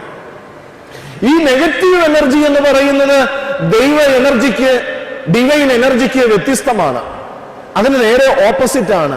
അതുകൊണ്ട് ഞാൻ നിങ്ങളെ ഓർപ്പിക്കുന്നു, ഈ വീടുകളിൽ നിങ്ങൾക്ക് വെറുതെ അല്പസമയം കിട്ടിയാൽ ഈ ടിവിയുടെ മുമ്പിൽ കയറിയിരുന്ന് ഈ സീരിയലുകൾ കണ്ടുകൊണ്ടിരിക്കാതെ, സീരിയലുകളുടെ കാഴ്ചക്കാരായി മാറാതെ, മറിച്ച് ദൈവവചനം വായിക്കണം. ഇന്ന് നമ്മളുടെ കേരളത്തിലെ സുറിയാനി ക്രിസ്ത്യാനികൾ മാത്രമല്ല, കേരള സമൂഹം രണ്ട് പ്രധാന പ്രശ്നങ്ങൾ നേരിട്ടുകൊണ്ടിരിക്കുക. രണ്ട് വിഷയങ്ങളാണ് അവർ നേരിട്ടുകൊണ്ടിരിക്കുന്നത്. ഒന്ന്, നമ്മുടെ സമൂഹത്തിൽ സൈബർ വിധവകളുടെ എണ്ണം കൂടിക്കൊണ്ടിരിക്കുന്നു. സൈബർ വിധവകൾ. രണ്ടാമത്തെ ഒരു പ്രശ്നം, ഒന്നാമത്തേത് പറഞ്ഞു തീർന്നതിന് ശേഷം ഞാൻ രണ്ടാമത്തേതിലേക്ക് കിടക്കാം. എന്താണ് ഈ സൈബർ വിധവകൾ? നേരമില്ല. നമ്മുടെ പിള്ളേരെ എല്ലാം നമ്മൾ എഞ്ചിനീയറിങ്ങിനും മെഡിസിനും നഴ്സിംഗിനും ഇങ്ങനെയുള്ള കാര്യങ്ങൾക്കൊക്കെ പഠിപ്പിക്കാനായിട്ട് വിട്ടിരിക്കുന്നു. പിള്ളേരെല്ലാം ടെക്നോ പാർക്കുകളിൽ കാര്യമായ ജോലി ചെയ്യുന്നു. ഇൻഫോസിസ് അതുപോലെയുള്ള ആപ്പിൾ തുടങ്ങിയ കമ്പനികളിൽ 24 hours വർക്ക് ചെയ്യുകയാണ്. രാവിലെ ഒരു ലാപ്ടോപ്പുമായിട്ട് ഇവർ ഇറങ്ങുന്നു, അവിടെ പോയി ജോലി ചെയ്യുന്നു. തിരിച്ച് വീട്ടിൽ വന്നാലും ആ ജോലികൾ മുഴുവൻ തീർക്കണം. അമേരിക്കയുടെയും അതുപോലെ മറ്റു രാജ്യങ്ങളുടെയും ജോലികൾ ഇവിടെ രാത്രിയിലിരുന്നാണ് ചെയ്യുന്നത്. പ്രിയപ്പെട്ട സഹോദരങ്ങളെ, ഇങ്ങനെ ഈ ജീവിച്ച് മുൻപോട്ട് കടന്നു പോകുമ്പോൾ ഒരു കൂട്ടം ആൾക്കാര് സമൂഹത്തിൽ നിന്ന് ഒറ്റപ്പെട്ടു പോകുന്നു. ഇവൾ കല്യാണം കഴിച്ച് ജീവിക്കുമ്പോൾ ഇവളുടെ ഭർത്താവിനോടുള്ള സ്നേഹം ഇവൾക്ക് നഷ്ടം ഇല്ലാതാകുന്നു. ഇവന്റെ ഭാര്യയോടുള്ള സ്നേഹം ഇല്ലാതെയാകുന്നു. ഇങ്ങനെ ഒത്തിരി സൈബർ വിധവകൾ, അത് ആണാണെങ്കിലും പെണ്ണാണെങ്കിലും ഒത്തിരി കടന്നു വന്നുകൊണ്ടിരിക്കുന്ന ഒരു കാലഘട്ടമാണ്. സൈബർ വിധവകളുടെ എണ്ണം വർദ്ധിച്ചത് ഇൻഫെർട്ടിലിറ്റി ക്ലിനിക്കുകൾക്ക് ഇന്ന് നല്ല കാലമായിരിക്കുകയാണ്. എന്ന് പറഞ്ഞാൽ കുഞ്ഞുങ്ങളെ സൃഷ്ടിച്ചു കൊടുക്കുന്ന അല്ലെങ്കിൽ കുഞ്ഞുങ്ങളില്ലാത്തവർക്ക് ചികിത്സാ കേന്ദ്രങ്ങളുടെ എണ്ണം കൂടുവാൻ തക്കവണ്ണം ഇടയായിക്കൊണ്ടിരിക്കുന്നു. ഇന്നത്തെ കേരളത്തിലും പ്രത്യേകിച്ച് പരിഷ്കൃത സമൂഹങ്ങളിൽ ഇത് വളരെ ശക്തമായി വന്നുകൊണ്ടിരിക്കുന്നു. സൈബർ വിധവകളുടെ എണ്ണം കൂടിയത് കൊണ്ട് എന്തു പറ്റുന്നുണ്ടോ, സ്നേഹം എവിടെ കിട്ടുന്നോ അവിടേക്ക് തിരിയുവാൻ തക്കവണ്ണം ഇടയാകുന്നു. പ്രിയപ്പെട്ട സഹോദരങ്ങളെ, ഇതൊരു വലിയ സാമൂഹിക വിപത്തായി വന്നുകൊണ്ടിരിക്കുക. അതുകൊണ്ടാണ് 5 വയസ്സുള്ള കുട്ടിയുടെ അമ്മ, 10ാം ക്ലാസ്സിൽ പഠിക്കുന്ന കുട്ടിയുടെ അമ്മ ഭർത്താവിനെ ഉപേക്ഷിച്ച് കാമുകന്റെ കൂടെ പോകുന്നത്. അതുകൊണ്ടാണ് കെട്ടിക്കാരായ മക്കളുള്ള അപ്പന്മാര് ഭാര്യമാരെ കളഞ്ഞിട്ട് വല്ല പെണ്ണുങ്ങളുടെയും കൂടെ പോകുന്നത്. ഇത് ഈ സൈബർ വിധവകളുടെ എണ്ണം കൂടുന്നത് കൊണ്ടാണ്. ഇതിന്റെ എണ്ണം കൂടിക്കൊണ്ടിരിക്കുകയാണ്. പ്രിയപ്പെട്ട സഹോദരങ്ങളെ, ആരും എന്നെ തെറ്റിദ്ധരിക്കരുത്. അത് ഒന്നാമത്തെ പ്രശ്നം. രണ്ടാമത് മറ്റൊരു പ്രശ്നം കൂടെ കടന്നു വന്നുകൊണ്ടിരിക്കുന്നു. അത് മറ്റൊന്നുമല്ല, കുഞ്ഞുങ്ങളെ നോക്കാൻ നേരമില്ല. നമ്മുടെ കുഞ്ഞുങ്ങളെ നോക്കാൻ നേരമില്ല. കൊച്ചുങ്ങളെ നോക്കാൻ നേരമില്ലാതെ എല്ലാവരും പോയിക്കൊണ്ടിരിക്കുക. ഇപ്പൊ കൊച്ചുങ്ങളെ വളർത്തുന്നത് ആരാണെന്നറിയാമോ? ടിവിയാണ് കൊച്ചുങ്ങളെ വളർത്തുന്നത്. കൊച്ചു ടിവിയും കാർട്ടൂൺ ടിവിയും ഒക്കെ അങ്ങോട്ട് ഇട്ടുകൊടുക്കും. കുഞ്ഞുങ്ങളെ അതിന്റെ മുമ്പിലേക്ക് ഇടും. ഇത് കണ്ടാണ് കുഞ്ഞുങ്ങൾ വളരുന്നത്. അമ്മയപ്പന്മാരുടെ സ്നേഹമോ വല്യപ്പച്ചന്റെയോ വല്യമ്മച്ചിയുടെ സ്നേഹമോ ഒന്നും കിട്ടാതെ ഈ കുഞ്ഞുങ്ങൾക്ക് ആകപ്പാടെ കിട്ടുന്നത് മിക്കി മൗസിന്റെയും അതുപോലെയുള്ള ചില കഥാപാത്രങ്ങളുടെയും സ്നേഹവും സ്വഭാവവുമാണ്. അതുകൊണ്ടാണ് ഈ പിള്ളേർ ഒറ്റയൊരെണ്ണം പറഞ്ഞാൽ കേൾക്കാത്തത്. ഒന്ന് ഇരിക്കാനായിട്ട് ഇന്നത്തെ ഏതെങ്കിലും പിള്ളേരെ പറഞ്ഞാൽ അവൻ ഇരിക്കുവോ? അവൻ കസേരയുടെ മണ്ടയ്ക്ക് കയറും.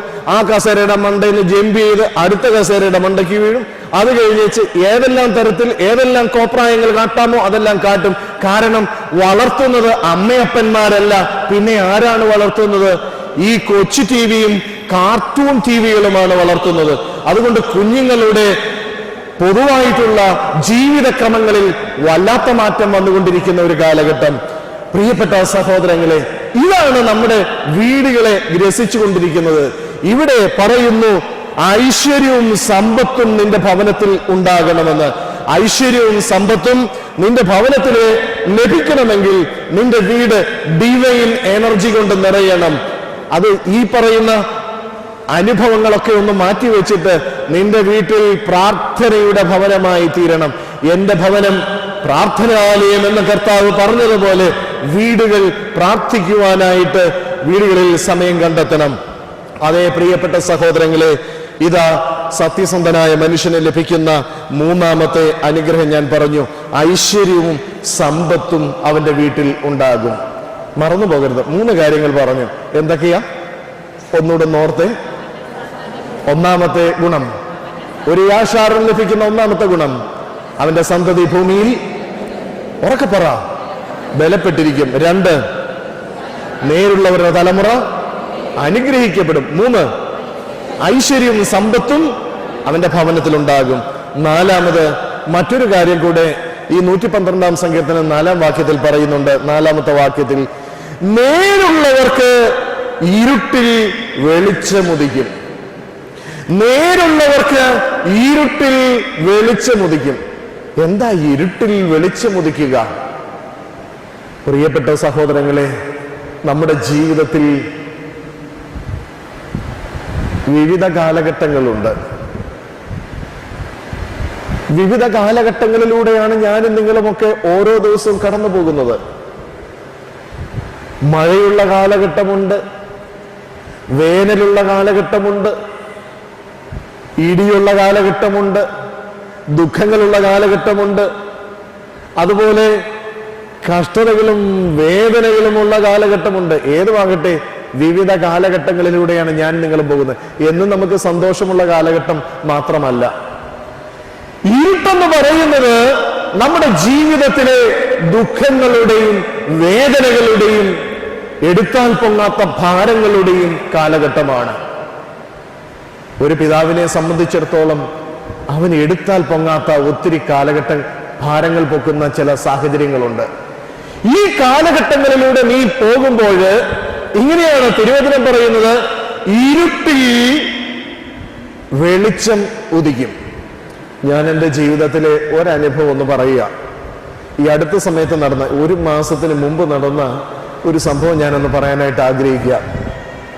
പ്രിയപ്പെട്ട സഹോദരങ്ങളെ, കഴിഞ്ഞ 5 വർഷമായിട്ട് ഒരു വർഷത്തിൽ 2 പ്രാവശ്യം വിശുദ്ധ നാടുകളിലേക്ക് ഞാൻ ആൾക്കാരെ കൊണ്ടുപോകുന്ന ഒരു പതിവുണ്ട്. എന്നോട് സ്നേഹമുള്ളവരും അടുപ്പമുള്ളവരും ഒക്കെ പറയും, അച്ഛാ അതിനൊന്ന് ക്രമീകരിക്കണം. അങ്ങനെ ഞാൻ ക്രമീകരിച്ച് കൊണ്ടുപോകുന്ന ഒരു പതിവുണ്ട്. ഈ കഴിഞ്ഞ ഒക്ടോബർ മാസം 8-ാം തീയതി ഒരു ഗ്രൂപ്പുമായിട്ട്, ഏതാണ്ട് 60 പേരുള്ള ഒരു ഗ്രൂപ്പുമായിട്ട് ഞാൻ യാത്ര തിരിച്ചു. അങ്ങനെ യാത്ര തിരിച്ച് ജോർദാനെല്ലാം കണ്ടു, ഇസ്രയേലെല്ലാം കണ്ടു. കാരണം എനിക്ക് അവിടെയുള്ള ആൾക്കാരെ പരിചയമുണ്ട്. അപ്പോൾ അതുകൊണ്ട് എല്ലാ കാര്യങ്ങളും ഒക്കെ നേരത്തെ ക്രമീകരിച്ചെല്ലാം ഭംഗിയാക്കി വെച്ചു. അങ്ങനെ ഇസ്രയേൽ കടന്ന് ഈജിപ്തിലേക്ക് എത്തി. അപ്പോൾ എൻ്റെ കൂട്ടത്തിലുള്ള 2 അച്ഛന്മാരുണ്ട്. എൻ്റെ കൂടെ 2 അച്ഛന്മാരുണ്ട്. അതിൽ ഒരച്ഛൻ്റെ കൂടെ വന്ന ഒരപ്പച്ചൻ, ആ അപ്പച്ചൻ ഇതിന് വരണമെന്ന് നിർബന്ധം പിടിച്ചപ്പോൾ ഞാൻ ആ അപ്പച്ചനോട് പറഞ്ഞു, അപ്പച്ചൻ വരണ്ടെന്ന് ഞാൻ തീർത്തു പറഞ്ഞത്, അപ്പച്ചൻ വരണ്ട എന്ന്. കാരണം അപ്പച്ചന് ഏതാണ്ട് 77 വയസ്സോളമായി, ഏതാണ്ട് 80 വയസ്സിന് അടുത്ത് വരുന്നു. അപ്പൊ ഞാൻ അപ്പച്ചനോട് പറഞ്ഞു, അപ്പച്ച എൻ്റെ കൂടെ വരരുത്, അപ്പച്ചന് നടക്കാൻ പറ്റുകയില്ല, അതുപോലെ പല ബുദ്ധിമുട്ടുകൾ. അതുകൊണ്ട് അപ്പച്ചൻ പറഞ്ഞു, ഒരു കുഴപ്പമില്ല, ഞാൻ നടക്കാറുണ്ട്, എനിക്കൊരു പ്രശ്നവുമില്ല. അപ്പച്ചൻ്റെ നിർബന്ധം കൊണ്ട് ആ അപ്പച്ചനെയും കൂടെ ഞങ്ങൾ കൂട്ടി. പ്രിയപ്പെട്ട സഹോദരങ്ങളെ, അങ്ങനെ ഈജിപ്തിൽ പ്രവേശിച്ചു. ഈജിപ്തിൽ സീനായി മല കാണുവാനായിട്ട് അവിടെയുള്ള സെന്റ് കാതറിൻ എന്ന് പറയുന്ന ഒരു മൊണാസ്ട്രി ഉണ്ട്. ആ മൊണാസ്ട്രി കാണുവാൻ തക്കവണ്ണം അന്ന് രാവിലെ സീനായിൽ നിന്ന് പോവുകയാണ്.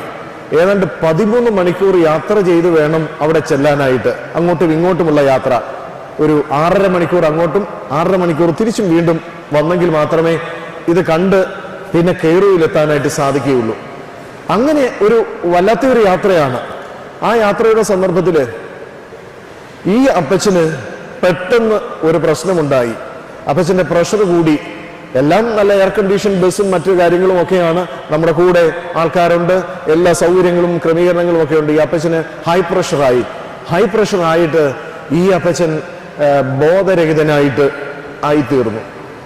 ഞങ്ങൾ അവിടെ ഒരു ആശുപത്രിയിൽ ഈ അപ്പച്ചനെ എത്തിച്ചു. അവിടെ വേണ്ടുന്ന പ്രാഥമിക ചികിത്സകളൊക്കെ കൊടുത്തപ്പോൾ അവിടുത്തെ ഡോക്ടർ പറഞ്ഞു, ഈ അപ്പച്ചൻ പാരലൈസിസ് ആയിക്കൊണ്ടിരിക്കുകയാണ്. ഡോക്ടർ ഇങ്ങനെയാണ് പറഞ്ഞിരിക്കുന്നത്, ഇദ്ദേഹത്തിന്റെ ശിരസിൽ ഒരു വെയിന് പൊട്ടലുണ്ടായി, അത് പാരലൈസിസ് ആയിക്കൊണ്ടിരിക്കുന്നു. CT സ്കാൻ എടുത്തു കഴിഞ്ഞപ്പോൾ അതാണ് റിപ്പോർട്ട്. അതുകൊണ്ട് നിങ്ങൾ എത്രയും വേഗം ഈ അപ്പച്ചനെ ഇവിടെ നിന്ന് കെയ്റോയിലുള്ള ഏതെങ്കിലും ആശുപത്രിയിലേക്ക് കൊണ്ടുപോകണം. 9 മണിക്കൂർ യാത്ര ചെയ്തെങ്കിലേ അവിടെ നിന്ന് കെയ്റോയിലെത്താനായിട്ട് പറ്റുകയുള്ളൂ. പ്രിയപ്പെട്ട സഹോദരങ്ങളെ, എൻ്റെ കൂടെ ഉണ്ടായിരുന്ന അച്ഛൻ്റെ കൂടെ ഞാൻ അവരെല്ലാം വിട്ടു. ഈ അപ്പച്ചനെയും അതിൻ്റെ കൂടെ ഉണ്ടായിരുന്ന ഒരാളെ കൂടെ കൂട്ടി അങ്ങനെ കെയ്റോയിൽ വിട്ടു. അവിടെ ഞങ്ങളുടെ ട്രാവൽസുകാർ അവിടെ നിൽപ്പുണ്ടായിരുന്നു. ഉടനെ തന്നെ ആശുപത്രിയിലൊക്കെ ആക്കി. ഞങ്ങൾ ബാക്കിയുള്ളവരെല്ലാം സീനായും എല്ലാം കണ്ടു, ഈജിപ്റ്റ് കാണാനുള്ളതെല്ലാം കണ്ടു. ഞങ്ങൾ രാത്രിയിൽ അവിടെ ചെന്നപ്പോൾ എൻ്റെ കൂടെ ഉണ്ടായിരുന്ന അച്ഛൻ എന്നോട് പറഞ്ഞു, അച്ഛാ, അപ്പച്ചനെ IC യൂണിറ്റിലാക്കിയിരിക്കുക, കൈ പൊക്കത്തില്ല, കാല് പൊക്കത്തില്ല, സംസാരിക്കത്തില്ല, ഒന്നുമില്ല. എനിക്ക് ആകെപ്പാടെ സങ്കടമായി. എൻ്റെ ദൈവമേ, ഇവിടുന്ന് നാട്ടിൽ നിന്ന് കൊണ്ടുപോയിട്ട് തിരിച്ച് അതുപോലെ നാട്ടിൽ എത്തിച്ചില്ലെങ്കിൽ എന്തൊരു പ്രയാസമായിരിക്കും. പക്ഷെ അവരുടെ ബന്ധുക്കളൊക്കെ കൂടെ ഉണ്ടായിരുന്നവർക്ക് എല്ലാവർക്കും കാര്യങ്ങൾ അറിയാവുന്നത് കൊണ്ട് മറ്റു ബുദ്ധിമുട്ടുകളൊന്നും ഉണ്ടായില്ല. പിറ്റേ ദിവസം ഞങ്ങൾ ഈജിപ്റ്റ് എല്ലാം കണ്ടു. ഈജിപ്റ്റ് കാണാനുള്ള സ്ഥലങ്ങളെല്ലാം കണ്ടു. നമ്മുടെ യേശു തമ്പുരാനെ പാർപ്പിച്ചിരുന്ന മറിയവും യോസഫുടെ ഒളിവിൽ പോയി പാർത്തിരുന്ന ആ ദേവാലയത്തിൽ ഹാങ്ങിങ് ചർച്ച്, അവിടെ കയറി പ്രാർത്ഥിച്ചു. അവിടെ അതൊരു കോപ്റ്റിക് ഓർത്തഡോക്സ് സഭയുടെ ദേവാലയമാണ്. ആ ദേവാലയത്തിൽ കയറി പ്രാർത്ഥിച്ചു. അവിടെ മദ്ബഹായിലേക്ക് കയറി ഞാൻ ദൈവത്തോട് കണ്ണുനീരോടുകൂടെ പ്രാർത്ഥിച്ചു, എൻ്റെ ദൈവമേ, ഈ അപ്പച്ചനെ തിരിച്ച് ഞങ്ങളുടെ കൂടെ തന്നെ വിടാൻ. പിറ്റേ ദിവസം രാവിലെ ഞങ്ങൾക്ക് പോകേണ്ടുന്നതാണ്. അന്ന് ഉച്ചയ്ക്ക് ഈ അപ്പച്ചനെ കാണാനായിട്ട് ഹോസ്പിറ്റലിൽ ചെന്നു. IC യൂണിറ്റിൽ ചെന്ന് അപ്പച്ചനെ ഒരു 5-6 പ്രാവശ്യം വിളിച്ചു. അപ്പച്ച ഒന്ന് എഴുന്നേക്ക്, ഒന്ന് അനക്ക്. അപ്പച്ചനൊരു മിണ്ടാട്ടവുമില്ല. ഡോക്ടർ ഉടനെ പറഞ്ഞു, ഫാദർ ഡിസ്റ്റർബ് ചെയ്യരുത്, പുള്ളിക്ക് പ്രയാസമാണ്, ഇവിടെ ഒരു 7-8 ദിവസമെങ്കിലും കിടന്നെങ്കിലേ പറ്റുകയുള്ളൂ എന്ന്. പ്രിയപ്പെട്ട സഹോദരങ്ങളെ, ഈ മാതാവിനും യോസഫും യേശു കുഞ്ഞിനെയും കൊണ്ട് ഒളിച്ചു പാർത്ത ഈ ദേവാലയത്തിൽ അന്ന് ഞാൻ ഒരു 1/2-3 മണിക്കൂർ നേരം കണ്ണുനീരോടുകൂടി അവിടെ ഇരുന്ന് പ്രാർത്ഥിച്ചു. എൻ്റെ ദൈവമേ, ഈ അപ്പച്ചനെ കൊണ്ടുവന്നതുപോലെ തിരിച്ച് അവിടെ എത്തിക്കാൻ ദൈവമേ സഹായിക്കണമേ എന്ന്. ഇത്രേ പ്രാർത്ഥിച്ചുള്ളൂ. ഹൃദയം നുറുങ്ങി ദൈവത്തോട് പ്രാർത്ഥിച്ചതാ. എല്ലാവരും പ്രാർത്ഥിച്ചു, കൂടെ ഉണ്ടായിരുന്നവരെല്ലാവരും പ്രാർത്ഥിച്ചു. അപ്പോൾ അവസാനം ഞങ്ങൾ തീരുമാനമെടുത്തു, ഈ അപ്പച്ചനെ ഇവിടെ ട്രീറ്റ്മെന്റ് എല്ലാം കഴിഞ്ഞിട്ട് പോകാം. കാരണം ഞങ്ങളുടെ വിസ തീരുകയാണ്, അപ്പച്ചൻ്റെ വിസ കുറച്ച് ദിവസം കൂടെ ഉണ്ട്. ഞങ്ങൾക്ക് പിന്നെ എല്ലാവർക്കും കൂടെ അവിടെ നിൽക്കാനായിട്ട് സാധ്യമല്ല. ഞങ്ങൾ ബാക്കിയുള്ളവരെല്ലാം, ഞങ്ങൾ 60 പേരിൽ 59 പേര് നാട്ടിലേക്ക് പോകാനായിട്ട് ഒരുങ്ങി. ഈ അപ്പച്ചനെ അവിടെ ആക്കി. അപ്പച്ചനെ നോക്കാൻ അവിടെ വേറെ ആൾക്കാരും ഉണ്ടായിരുന്നു. അങ്ങനെ തീരുമാനിച്ചു. ഞങ്ങളെല്ലാവരും ബസ്സിൽ കയറി കെയ്റോ എയർപോർട്ടിലേക്ക് പോകാൻ തക്കവണ്ണം ഒരുങ്ങുന്ന സമയം എനിക്ക് പിന്നെ ഒരു ചിന്ത, ഒന്നുകൂടെ ഈ അപ്പച്ചനെ ഒന്ന് കണ്ടേച്ചു വരാം. പിന്നെ സമയമുണ്ട്, 4-5 മണിക്കൂർ കഴിഞ്ഞ് എയർപോർട്ടിൽ ചെന്നാൽ മതി. കാരണം 11 മണിക്ക് ചെന്നാൽ മതി. ഞങ്ങളിവിടെ 8 മണിയായപ്പോഴത്തേന് എല്ലാവരും ഒരുങ്ങി റെഡിയായി ഈ വണ്ടിക്കകത്ത് കയറി. അപ്പോൾ ഞാൻ പറഞ്ഞു, നമുക്കൊന്ന് ഒന്നുകൂടെ പോയി അപ്പച്ചനെ നോക്കിച്ചു വരാം. പ്രിയപ്പെട്ടവരെ, ദൈവത്തിന്റെ അത്ഭുതം ഞാൻ കണ്ട ദിവസമാണ്, നേരിട്ട് കണ്ട ദിവസമാണ്.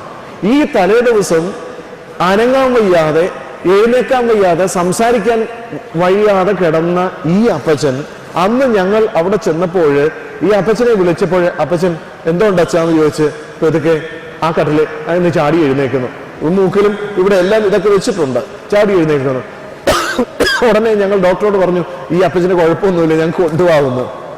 പക്ഷേ അവർ സമ്മതിക്കില്ല. പിന്നെ ഞങ്ങൾ പ്രത്യേകിച്ച് ചില കാര്യങ്ങൾ അവിടെ ചെയ്യേണ്ടുന്ന കാര്യങ്ങളെല്ലാം ചെയ്തു. ഈ അപ്പച്ചനെ പെട്ടെന്ന് റെഡിയാക്കി അപ്പച്ചന് വേണ്ടുന്ന മരുന്നും കാര്യങ്ങളും എല്ലാം വെച്ചു. അപ്പച്ചന് നടക്കാൻ പറ്റില്ലായിരുന്നു.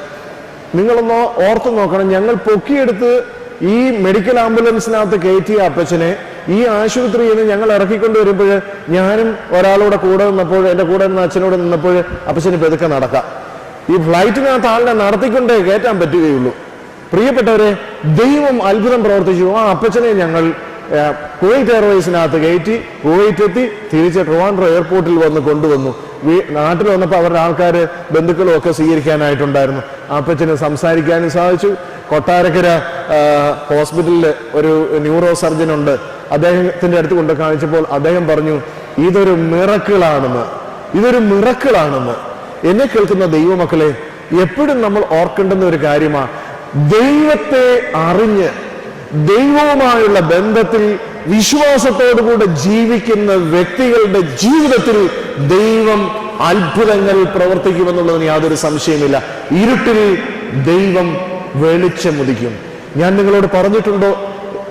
പലരും എന്റെ പ്രസംഗം കേട്ടിട്ടുള്ള ചിലരൊക്കെ ഒരു പക്ഷേ ഇരിപ്പുണ്ടായിരിക്കാം. നിങ്ങളോട് പറഞ്ഞിട്ടുണ്ടോ എന്ന് എനിക്കറിയയില്ല. നിങ്ങൾ ഒരു പക്ഷേ കേട്ടിട്ടുണ്ടോ എന്ന് അറിയില്ല. ഞാൻ വിശ്വസിക്കുന്ന ഒരു വലിയ സത്യമുണ്ട്. അബ്രഹാം ഇസഹാക്കിനെ ബലിപീഠത്തിലേക്ക് കൊണ്ടുവന്ന് കിടത്തി. ബലിപീഠത്തിലേക്ക് കൊണ്ടുപോകുന്നതിന് മുമ്പ് നിങ്ങൾക്കറിയാം, ഇസഹാക്ക് അബ്രഹാമിനോട് ചോദിച്ചു, അപ്പ തീയും വിറകുകൊണ്ട് ഹോമയാഗത്തിനുള്ള ആട്ടിൻകുട്ടി എവിടെയെന്ന്. അപ്പ തീയും വിറകുകൊണ്ട് ഹോമയാഗത്തിനുള്ള ആട്ടിൻകുട്ടി എവിടെയെന്ന് ഇസഹാക്കിന് നന്നായിട്ടറിയാം. ബലിപീഠത്തിൽ ബലിയർപ്പിക്കുവാനായി പോകുമ്പോൾ ഒരു ആട്ടിൻകുട്ടി വേണമെന്നുള്ളത് ഇസഹാക്കിന് നന്നായിട്ടറിയാം. പക്ഷേ അബ്രഹാം കൊടുത്ത മറുപടി എന്താണെന്നറിയാമോ? ദൈവം കരുതിക്കൊള്ളുമെന്നാ പറഞ്ഞത്. അങ്ങനെ ഈ ഇസഹാക്കിനെയും കൊണ്ട് മോറിയ മലയിലെത്തി ബലിപീഠം അടുക്കി വെച്ചു, വിറകുകൾ അടുക്കി വെച്ചു. ഇസഹാക്കിന്റെ കണ്ണ് കെട്ടി, ഇസഹാക്കിന്റെ കൈകൾ കെട്ടി, കാലുകൾ കെട്ടി. ഈ അപ്പൻ ഇസഹാക്കിനെ എടുത്ത് ബലിപീഠത്തിലേക്ക് വെച്ചു. അങ്ങനെ ഇസഹാക്കിനെ എടുത്ത് ബലിപീഠത്തിലേക്ക് വെച്ചപ്പോൾ ഇസഹാക്കിന്റെ ഹൃദയത്തിന്റെ ഉള്ളിൽ നിന്ന് ഒരു പ്രാർത്ഥന സ്വർഗത്തിലേക്ക് പോയെന്ന് വിശ്വസിക്കുന്ന കൂട്ടത്തിലാണ് ഞാൻ. എന്താ പ്രാർത്ഥന എന്നറിയാമോ? എന്റെ അപ്പൻ എന്നെ കൊല്ലുവാനായിട്ടാണോ ഈ ബലിപീഠത്തിൽ കൊണ്ടുവന്ന് വെച്ചത്? പ്രിയപ്പെട്ട സഹോദരങ്ങളെ, നിലവിളിച്ചില്ല, പക്ഷേ ഹൃദയത്തിന്റെ ഉള്ളിൽ നിന്ന് ഒരു വല്ലാത്ത പ്രാർത്ഥന, ഒരു വല്ലാത്ത ഗദ്ഗതം ഇതാ സ്വർഗത്തിലേക്ക് പോയി. വാളെടുത്ത അബ്രഹാമിന്റെ ഹൃദയത്തിൽ നിന്ന് ഒരു നൊമ്പരം സ്വർഗത്തിലേക്ക് പ്രവേശിച്ചു. എന്റെ കൈ കൊണ്ട് തന്നെ എന്റെ കുഞ്ഞിനെ ഞാൻ കൊല്ലേണ്ടി വരുമോ എന്നുള്ളത്. എന്നെ കേൾക്കുന്ന ദൈവമക്കളെ, അബ്രഹാം ദൈവത്തിന്റെ വിശ്വസ്തനായിരുന്നു. അബ്രഹാം ബഹുജാതികളുടെ പിതാവായിരുന്നു. അബ്രഹാം ദൈവത്തിന്റെ സ്നേഹിതനായിരുന്നു. ഇതെല്ലാമായ സന്ദർഭത്തിലും അബ്രഹാമിന്റെ ഉള്ളിൽ നിന്ന് ഇതാ ഒരു പ്രാർത്ഥന, എന്റെ കുഞ്ഞിനെ ഞാൻ കൊലയ്ക്ക് കൊടുക്കേണ്ടി വരുമോ എന്ന്. ഈ പ്രാർത്ഥന സ്വർഗത്തിലേക്ക് പ്രവേശിച്ചപ്പോൾ ഇതാ ഒരു അത്ഭുതമുണ്ടായി. എന്താണ് അത്ഭുതം? അവിടെ നിന്ന് ഒരു വൃക്ഷത്തിന്റെ ചുവട്ടിൽ ഇതാ ഒരു ആട്ടിൻകുട്ടി കടന്നു വന്നിരിക്കുന്നു. ഈ ആട്ടിൻകുട്ടിയെ എടുത്ത് ഇസഹാക്കിന് പകരം അബ്രഹാം ബലിയർപ്പിച്ചു.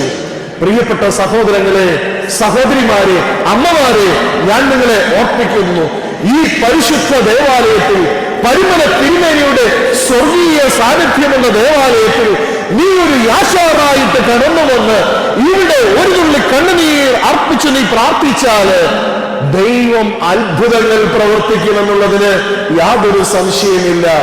ഇരുട്ടിൽ വെളിച്ചമൊലിക്കുന്നത് ഇങ്ങനെയാണ്. അതെ, സത്യസന്ധരായ മനുഷ്യർക്ക്, ദൈവഭക്തന്മാരായ മനുഷ്യർക്ക് ദൈവം ഇരുട്ടിൽ വെളിച്ചമൊലിക്കും. ഇരുട്ടിൽ ദൈവത്തിന്റെ പ്രകാശം കാണുവാൻ തക്കവണ്ണമായിട്ട് സാധിക്കും. അതേ, 4 കാര്യങ്ങൾ ഞാൻ നിങ്ങളെ ഓർപ്പിച്ചു. നേരുള്ളവർക്ക് ഇരുട്ടിൽ വെളിച്ചമൊലിക്കും. 5ാമതായിട്ട് മറ്റൊരു കാര്യം കൂടെ ഓർപ്പിച്ചു കൊള്ളട്ടെ. അതിന്റെ ഇപ്രകാരമാണ് പറയുന്നത്. അതിന്റെ 6ാമത്തെ വാക്യത്തിൽ പറയുന്നു, അവൻ ഒരിക്കലും കുലുങ്ങിപ്പോകയില്ല. അവൻ ഒരിക്കലും കുലുങ്ങിപ്പോകയില്ല. സത്യസന്ധനായ മനുഷ്യന് ലഭിക്കുന്ന 5ാമത്തെ ഗുണം, അവൻ ഒരിക്കലും കുലുങ്ങിപ്പോകയില്ല. എല്ലാവരും ഒന്ന് പറഞ്ഞേ, അവൻ ഒരിക്കലും എന്തോ കുലുങ്ങിപ്പോകുകയില്ല എന്ന് പറയും. ഇങ്ങനെ കുലുങ്ങരുതെന്നാണോ എന്റെ അർത്ഥം? ആ കുലുക്കത്തെ കുറിച്ചല്ല. അവൻ ഒരിക്കലും ഒന്നിനെ കുറിച്ചും ഭാരപ്പെടേണ്ടി വരികയില്ല. അവൻ കുലുങ്ങിപ്പോകുകയില്ല. ദുർവർത്തമാനങ്ങൾ ഒത്തിരി കേൾക്കും, പക്ഷേ ദുർവർത്തമാനങ്ങളൊക്കെ കേട്ടാലും അവൻ ഒരിക്കലും കുലുങ്ങിപ്പോകുകയില്ല. പ്രിയപ്പെട്ട സഹോദരങ്ങളെ, നമ്മൾ എപ്പോഴും ഓർക്കേണ്ടുന്ന ഒരു കാര്യം, ദൈവത്തെ അനുസരിച്ച്, ദൈവകൽപ്പനകൾ അനുസരിച്ച് ജീവിക്കുന്ന, ദൈവത്തെ ഭയപ്പെട്ട് ജീവിക്കുന്ന മനുഷ്യർക്ക് ഒരു കുലുക്കവും ഉണ്ടാകുകയില്ല. ആരായി കുലുങ്ങുന്നത്? ആരാ കുലുങ്ങുന്നത്? കുലുങ്ങുന്നത് ഈ ഇങ്ങനെയൊക്കെ ഉള്ളവരാ. ഞാന് ഓർത്തഡോക്സുകാരനായതുകൊണ്ട് പറയുന്നതല്ല, എനിക്ക് വളരെ സന്തോഷം തോന്നിയ ഒരു കാര്യമാണ്. വിവിധ രാഷ്ട്രീയ സമൂഹത്തിൽപ്പെട്ടവരൊക്കെ ഇവിടെ ഉണ്ടായിരിക്കും. നമ്മുടെ സഭാംഗമാണ് ബഹുമാനപ്പെട്ട ഉമ്മൻചാണ്ടി. ഈ കേരളത്തിന്റെ മുഖ്യമന്ത്രിയായിരിക്കുന്ന ഉമ്മൻചാണ്ടി. നിങ്ങളൊന്ന് ചിന്തിച്ചു നോക്കിയേ, എന്തെല്ലാം പ്രശ്നങ്ങളാണ് ഓരോ ദിവസവും ഈ രാഷ്ട്രീയ എതിരാളികൾ ഓരോ ദിവസം കൊണ്ടുവന്നിട്ട് കൊടുക്കുന്നത്. ഓരോ ദിവസം ഓരോന്ന് കൊണ്ടുവന്നിട്ടുകൊണ്ടിരിക്കുക. സരിത മാറിക്കഴിഞ്ഞപ്പോൾ അടുത്തതായി, അടുത്തത് മാറിക്കഴിഞ്ഞപ്പോൾ അടുത്തതായി, ഇങ്ങനെ മാറി മാറി മാറി മാറി ഓരോന്നും കൊണ്ടുവന്നിട്ടുകൊണ്ടിരിക്കുക. അദ്ദേഹത്തിന്റെ കൂടെയുള്ളവർ പോലും കൂടെ നിന്ന് അദ്ദേഹത്തെ ചതിച്ചതായ സാഹചര്യങ്ങൾ ഉണ്ടായി. പക്ഷെ ഞാൻ വിചാരിക്കുന്നു അദ്ദേഹം ഒരു ദൈവഭക്തനായ മനുഷ്യനാണ്. ഒരു ഞായറാഴ്ച ഉണ്ടെങ്കിൽ പുതുപ്പള്ളി പള്ളിയിൽ പോയി പ്രാർത്ഥനയ്ക്ക് കൂടിയ ശേഷമേ അദ്ദേഹം പോവുകയുള്ളൂ. ഞാൻ നിങ്ങളെ ഓർപ്പിക്കുന്നു, ഇത് നേരുള്ള മനുഷ്യർക്ക്, സത്യസന്ധനായ മനുഷ്യർക്ക് ഏതെല്ലാം ദുർവർത്തമാനങ്ങൾ പറഞ്ഞാലും അവൻ ഒരിക്കലും കുലുങ്ങിപ്പോവുകയില്ല. ഇത് നമ്മൾ എപ്പോഴും ഓർക്കേണ്ടുന്ന കാര്യമാണ്. നീ സത്യസന്ധനായി ജീവിച്ചാൽ നിനക്ക് ലഭിക്കുന്ന 5ാമത്തെ ഗുണമാണ് ഞാൻ പറഞ്ഞത്. നീ ഒരിക്കലും കുലുങ്ങിപ്പോവുകയില്ല. ആരെല്ലാം എന്തെല്ലാം പറഞ്ഞുകൊള്ളട്ടെ, പക്ഷേ നിനക്കറിയാം സത്യം എന്താണെന്ന്. നമ്മൾ കുലുങ്ങേണ്ടുന്ന കാര്യമൊന്നുമില്ല. ഒരിക്കലും നമ്മൾ തളർന്നു പോകേണ്ടുന്ന കാര്യം. നമ്മൾ എപ്പോഴാണ് തളർച്ച നമ്മുടെ ജീവിതത്തിൽ ഉണ്ടാകുന്നത്? നമ്മൾ കറക്റ്റ് അല്ലാതെ വരുമ്പോഴേ ഉള്ളൂ സഹോദരങ്ങളെ ഈ ആടുകയും വാടുകയും ചെയ്യുന്നത്. നമ്മൾ കറക്റ്റ് അല്ലാതെ വരുമ്പോൾ നമ്മൾ ആടുകയും വാടുകയും ചെയ്യും. നമ്മൾ കറക്റ്റ് ആണെങ്കിൽ ഒരു ആട്ടവും നമ്മുടെ ജീവിതത്തിൽ ഉണ്ടാകുകയില്ല. ഇന്ന് സാത്താൻ ഈ ദൈവമക്കളെ തകർക്കുന്ന ഒരു പ്രധാനപ്പെട്ട കാര്യം ഇതാണ്.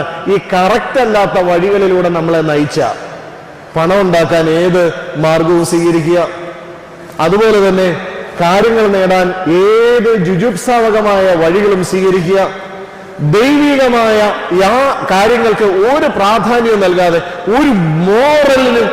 ഒരു മൊറാലിറ്റിയും ഇല്ലാതെ ജീവിക്കുമ്പോഴാണ് പ്രിയപ്പെട്ടവരെ തകർന്ന തരിപ്പണമാകുന്നത്.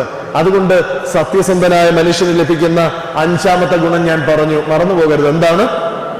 ഉറക്കെ പറഞ്ഞാട്ടെ. അതെ, അവൻ ഒരിക്കലും കുലുങ്ങിപ്പോകയില്ല. 6ാമത് ഇങ്ങനെ ഒരു കാര്യം കൂടെ പറയുന്നുണ്ട് 8ാം വാക്യത്തിൽ. അവന്റെ ഹൃദയം ഭയപ്പെടാതെ സ്ഥിരമായിരിക്കുന്നു, അവൻ ശത്രുക്കളിൽ തന്റെ ആഗ്രഹം നിവർത്തിച്ചു കാണും. ഇതാണ് 6ാമത്തെ കാര്യം. ശത്രുക്കളിൽ അവന്റെ ആഗ്രഹം നിവർത്തിച്ചു കാണും. ശത്രുക്കളിൽ ആഗ്രഹം നിവർത്തിച്ചു കാണും എന്ന് പറഞ്ഞാൽ ശത്രുക്കൾ സ്നേഹിതന്മാരായിട്ട് വരും. ശത്രുക്കളിൽ ദൈവത്തിന്റെ മഹത്വം കാണുവാൻ സാധിക്കും. ശത്രുക്കളിൽ ദൈവത്തിന്റെ മഹത്വം കാണുവാൻ സാധിക്കും. ശത്രുക്കളിൽ അവന്റെ കാര്യം സാധിക്കുവാൻ സാധിക്കും. വിശുദ്ധ വേദപുസ്തകം വായിക്കുമ്പോൾ ഇസ്രായേൽ മക്കളെയും കൊണ്ട് മോശ കനാൻ ദേശത്തേക്ക് പോയ ഒരു സംഭവമുണ്ട്. ആ സംഭവത്തിൽ ഈ ഇസ്രായേൽ മക്കൾ ചെങ്കടലിന്റെ അരികിലേക്ക് വന്നപ്പോൾ ഇതാ പുറകിൽ ഫറവോന്റെ സൈന്യം ഇങ്ങനെ നിൽക്കുകയാണ്. ഫറവോന്റെ സൈന്യം പുറകിൽ നിൽപ്പുണ്ട്. ഫറവോന്റെ സൈന്യം വരുന്നത് കണ്ടപ്പോൾ ഇസ്രായേൽ മക്കൾ മോശയോട് ചോദിച്ചു, ഞങ്ങളെ കൊല്ലാനായിട്ടാണോ നീ കൊണ്ടുവന്നതെന്ന്? ആ ഇസ്രായേലിൽ കിടന്ന് ഞങ്ങൾ എങ്ങനെയെങ്കിലും ഒന്ന് ജീവിച്ചു പോയനെ, ഈ മരുഭൂമിയിൽ കൊണ്ടുവന്നിട്ട് കൊല്ലാനാണോ ഞങ്ങളെ കൊണ്ടുവന്നത്? പ്രിയപ്പെട്ട സഹോദരങ്ങളെ, ഇന്ന് വരെ പോയിട്ടില്ലാത്ത ഒരു പാതയിലൂടെ ദൈവം മോശയെ നടത്തിയ അത്ഭുതം അന്നാണ് നടന്നത്. ഇന്ന് വരെ മോശയ്ക്ക് പരിചയമില്ലാത്ത ഒരു പാത ദൈവം തമ്പുരാൻ വെട്ടി തുറന്നു കൊടുത്തു.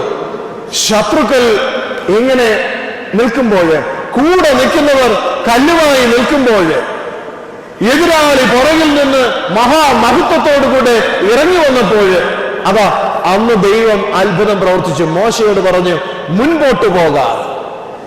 എങ്ങോട്ടാ പോകുന്നത്? മുന്നിൽ ചെങ്കടൽ, പുറകിൽ അത് മിസ്രയീമിന്റെ പട, ഫറവോനും പടയും. ഈ ചെങ്കടലിലേക്ക് നടക്കാനാണ് മോശയോട് പറഞ്ഞത്.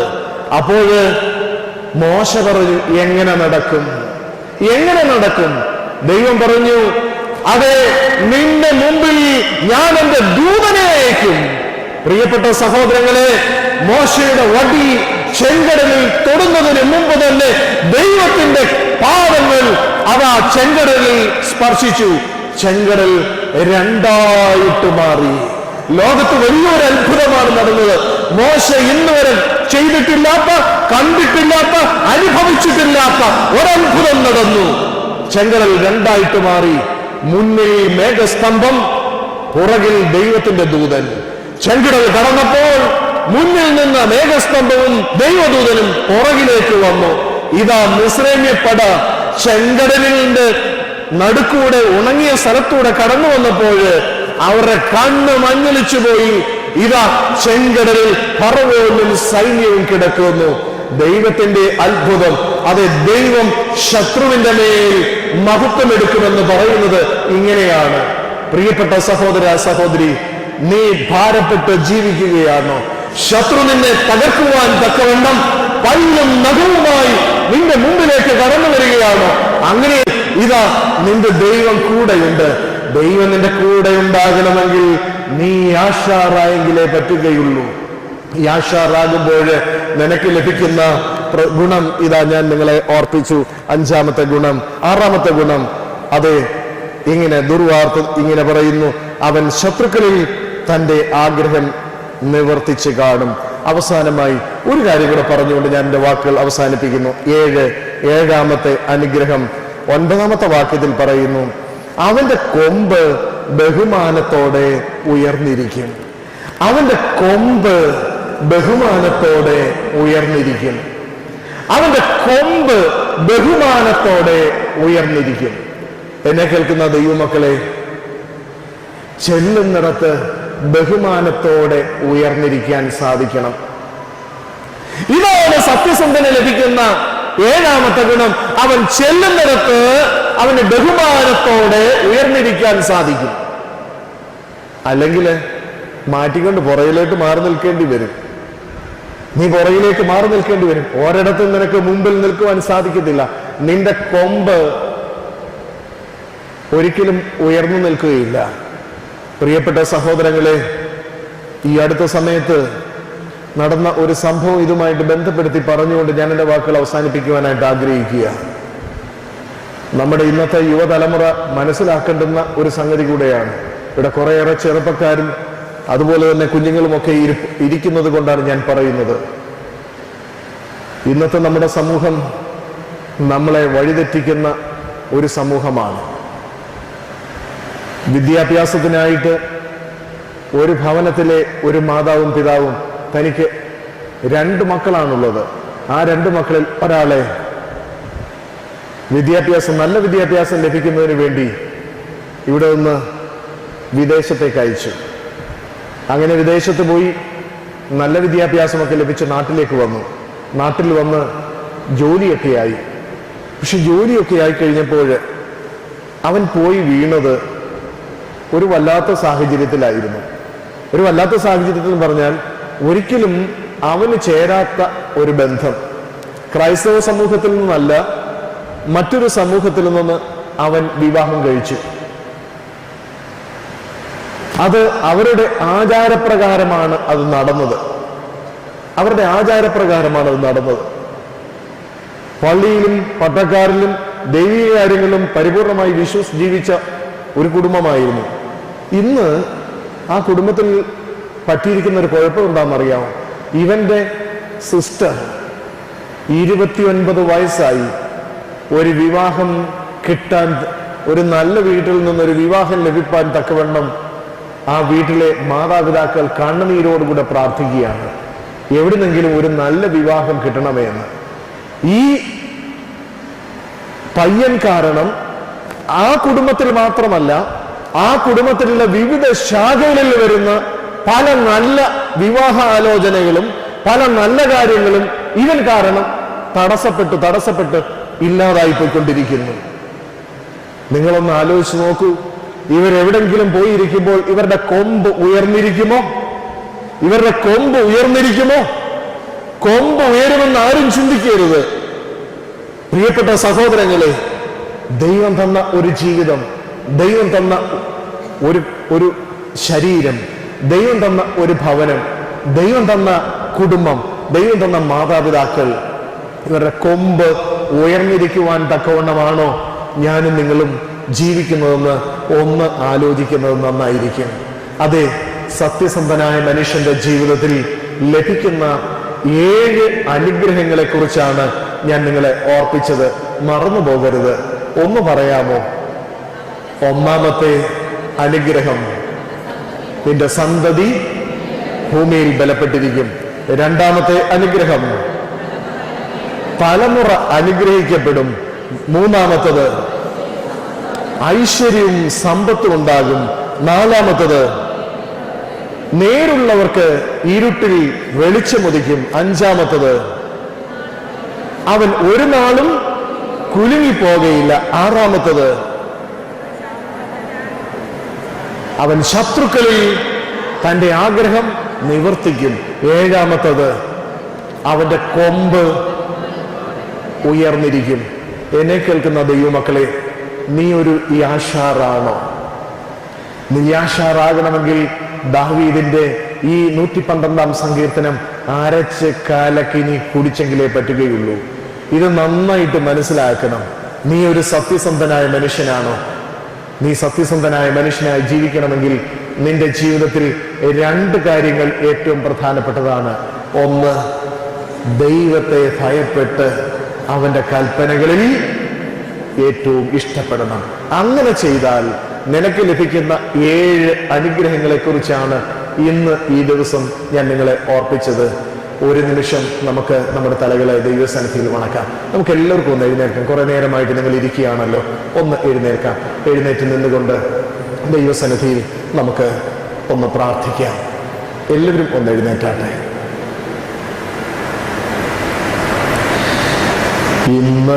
ഇന്നയോളം എന്നെ നടത്തി, ഇന്നയോളം എന്നെ പുലർത്തി, എന്റെ യേശു എത്ര നല്ലവൻ,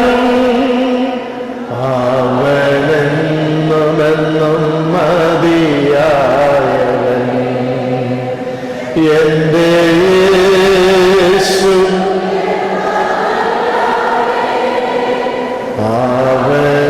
അവനെന്നുമെന്നും മതിയായ, എന്റെ ആവശ്യങ്ങളറിഞ്ഞ് ആകാശത്തിൻ കിളിവാതിൽ തുറന്ന്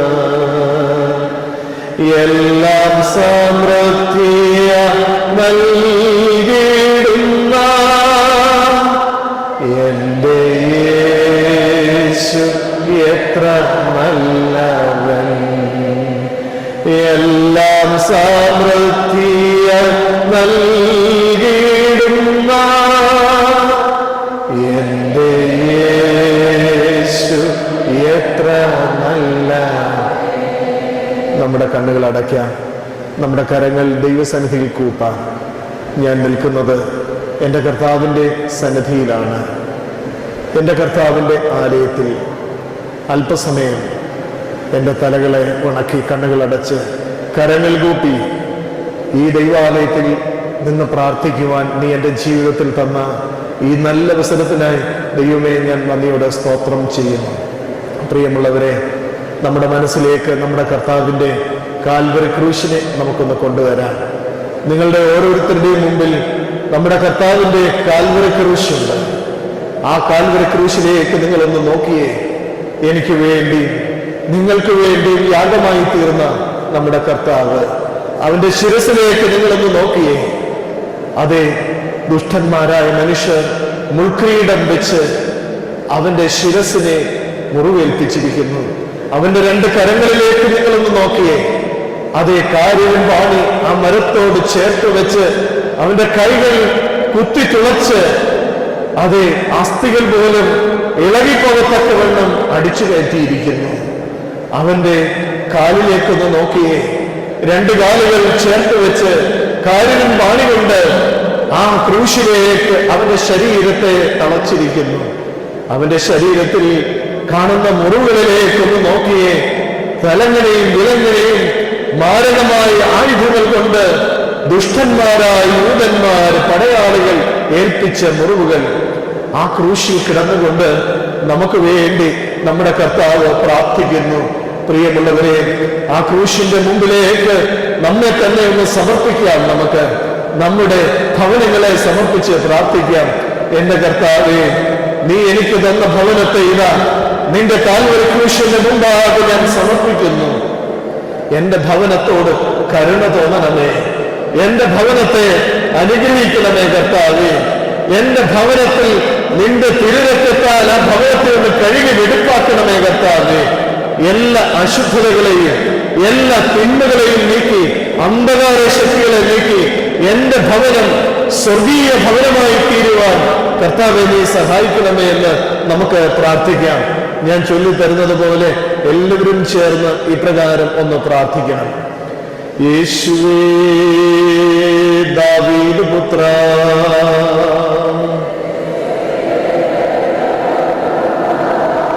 യേശുവേ ദാവീദ് പുത്ര,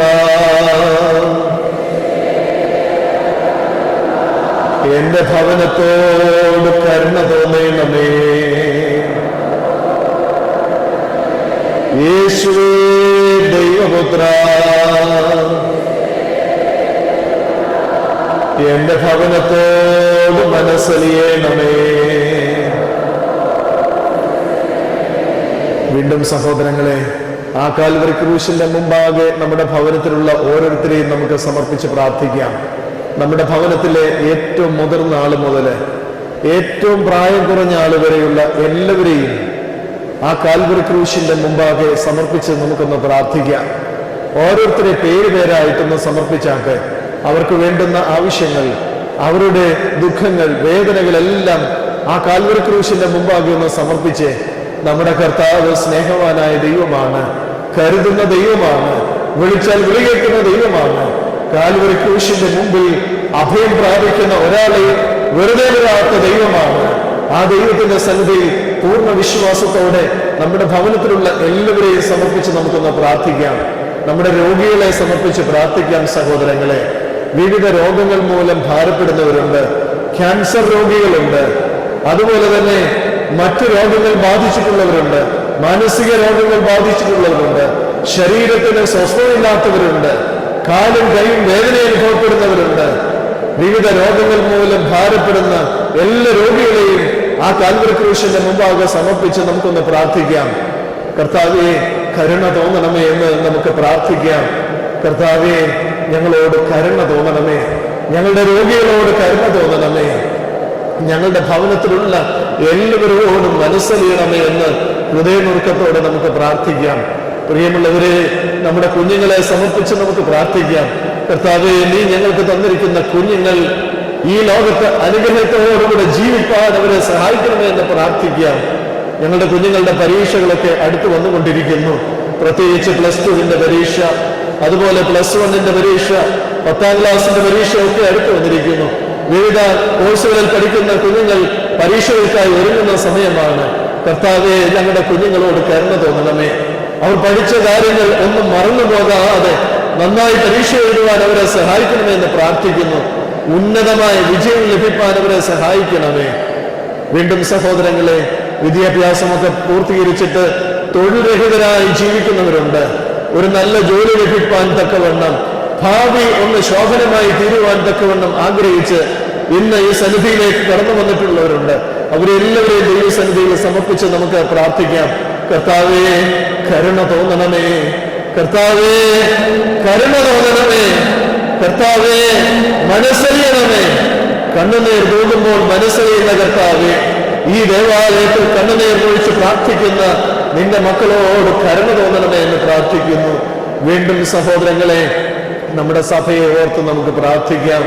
നമ്മുടെ ബാബാ തിരുമേനിമാരെയും, നമ്മുടെ എല്ലാ തിരുമേനിമാരെയും, നമ്മുടെ എല്ലാ വൈദികരെയും, നമ്മുടെ സഭയിലെ എല്ലാ അംഗങ്ങളെയും ദൈവസന്നിധിയിൽ സമർപ്പിച്ച് നമുക്ക് പ്രാർത്ഥിക്കാം.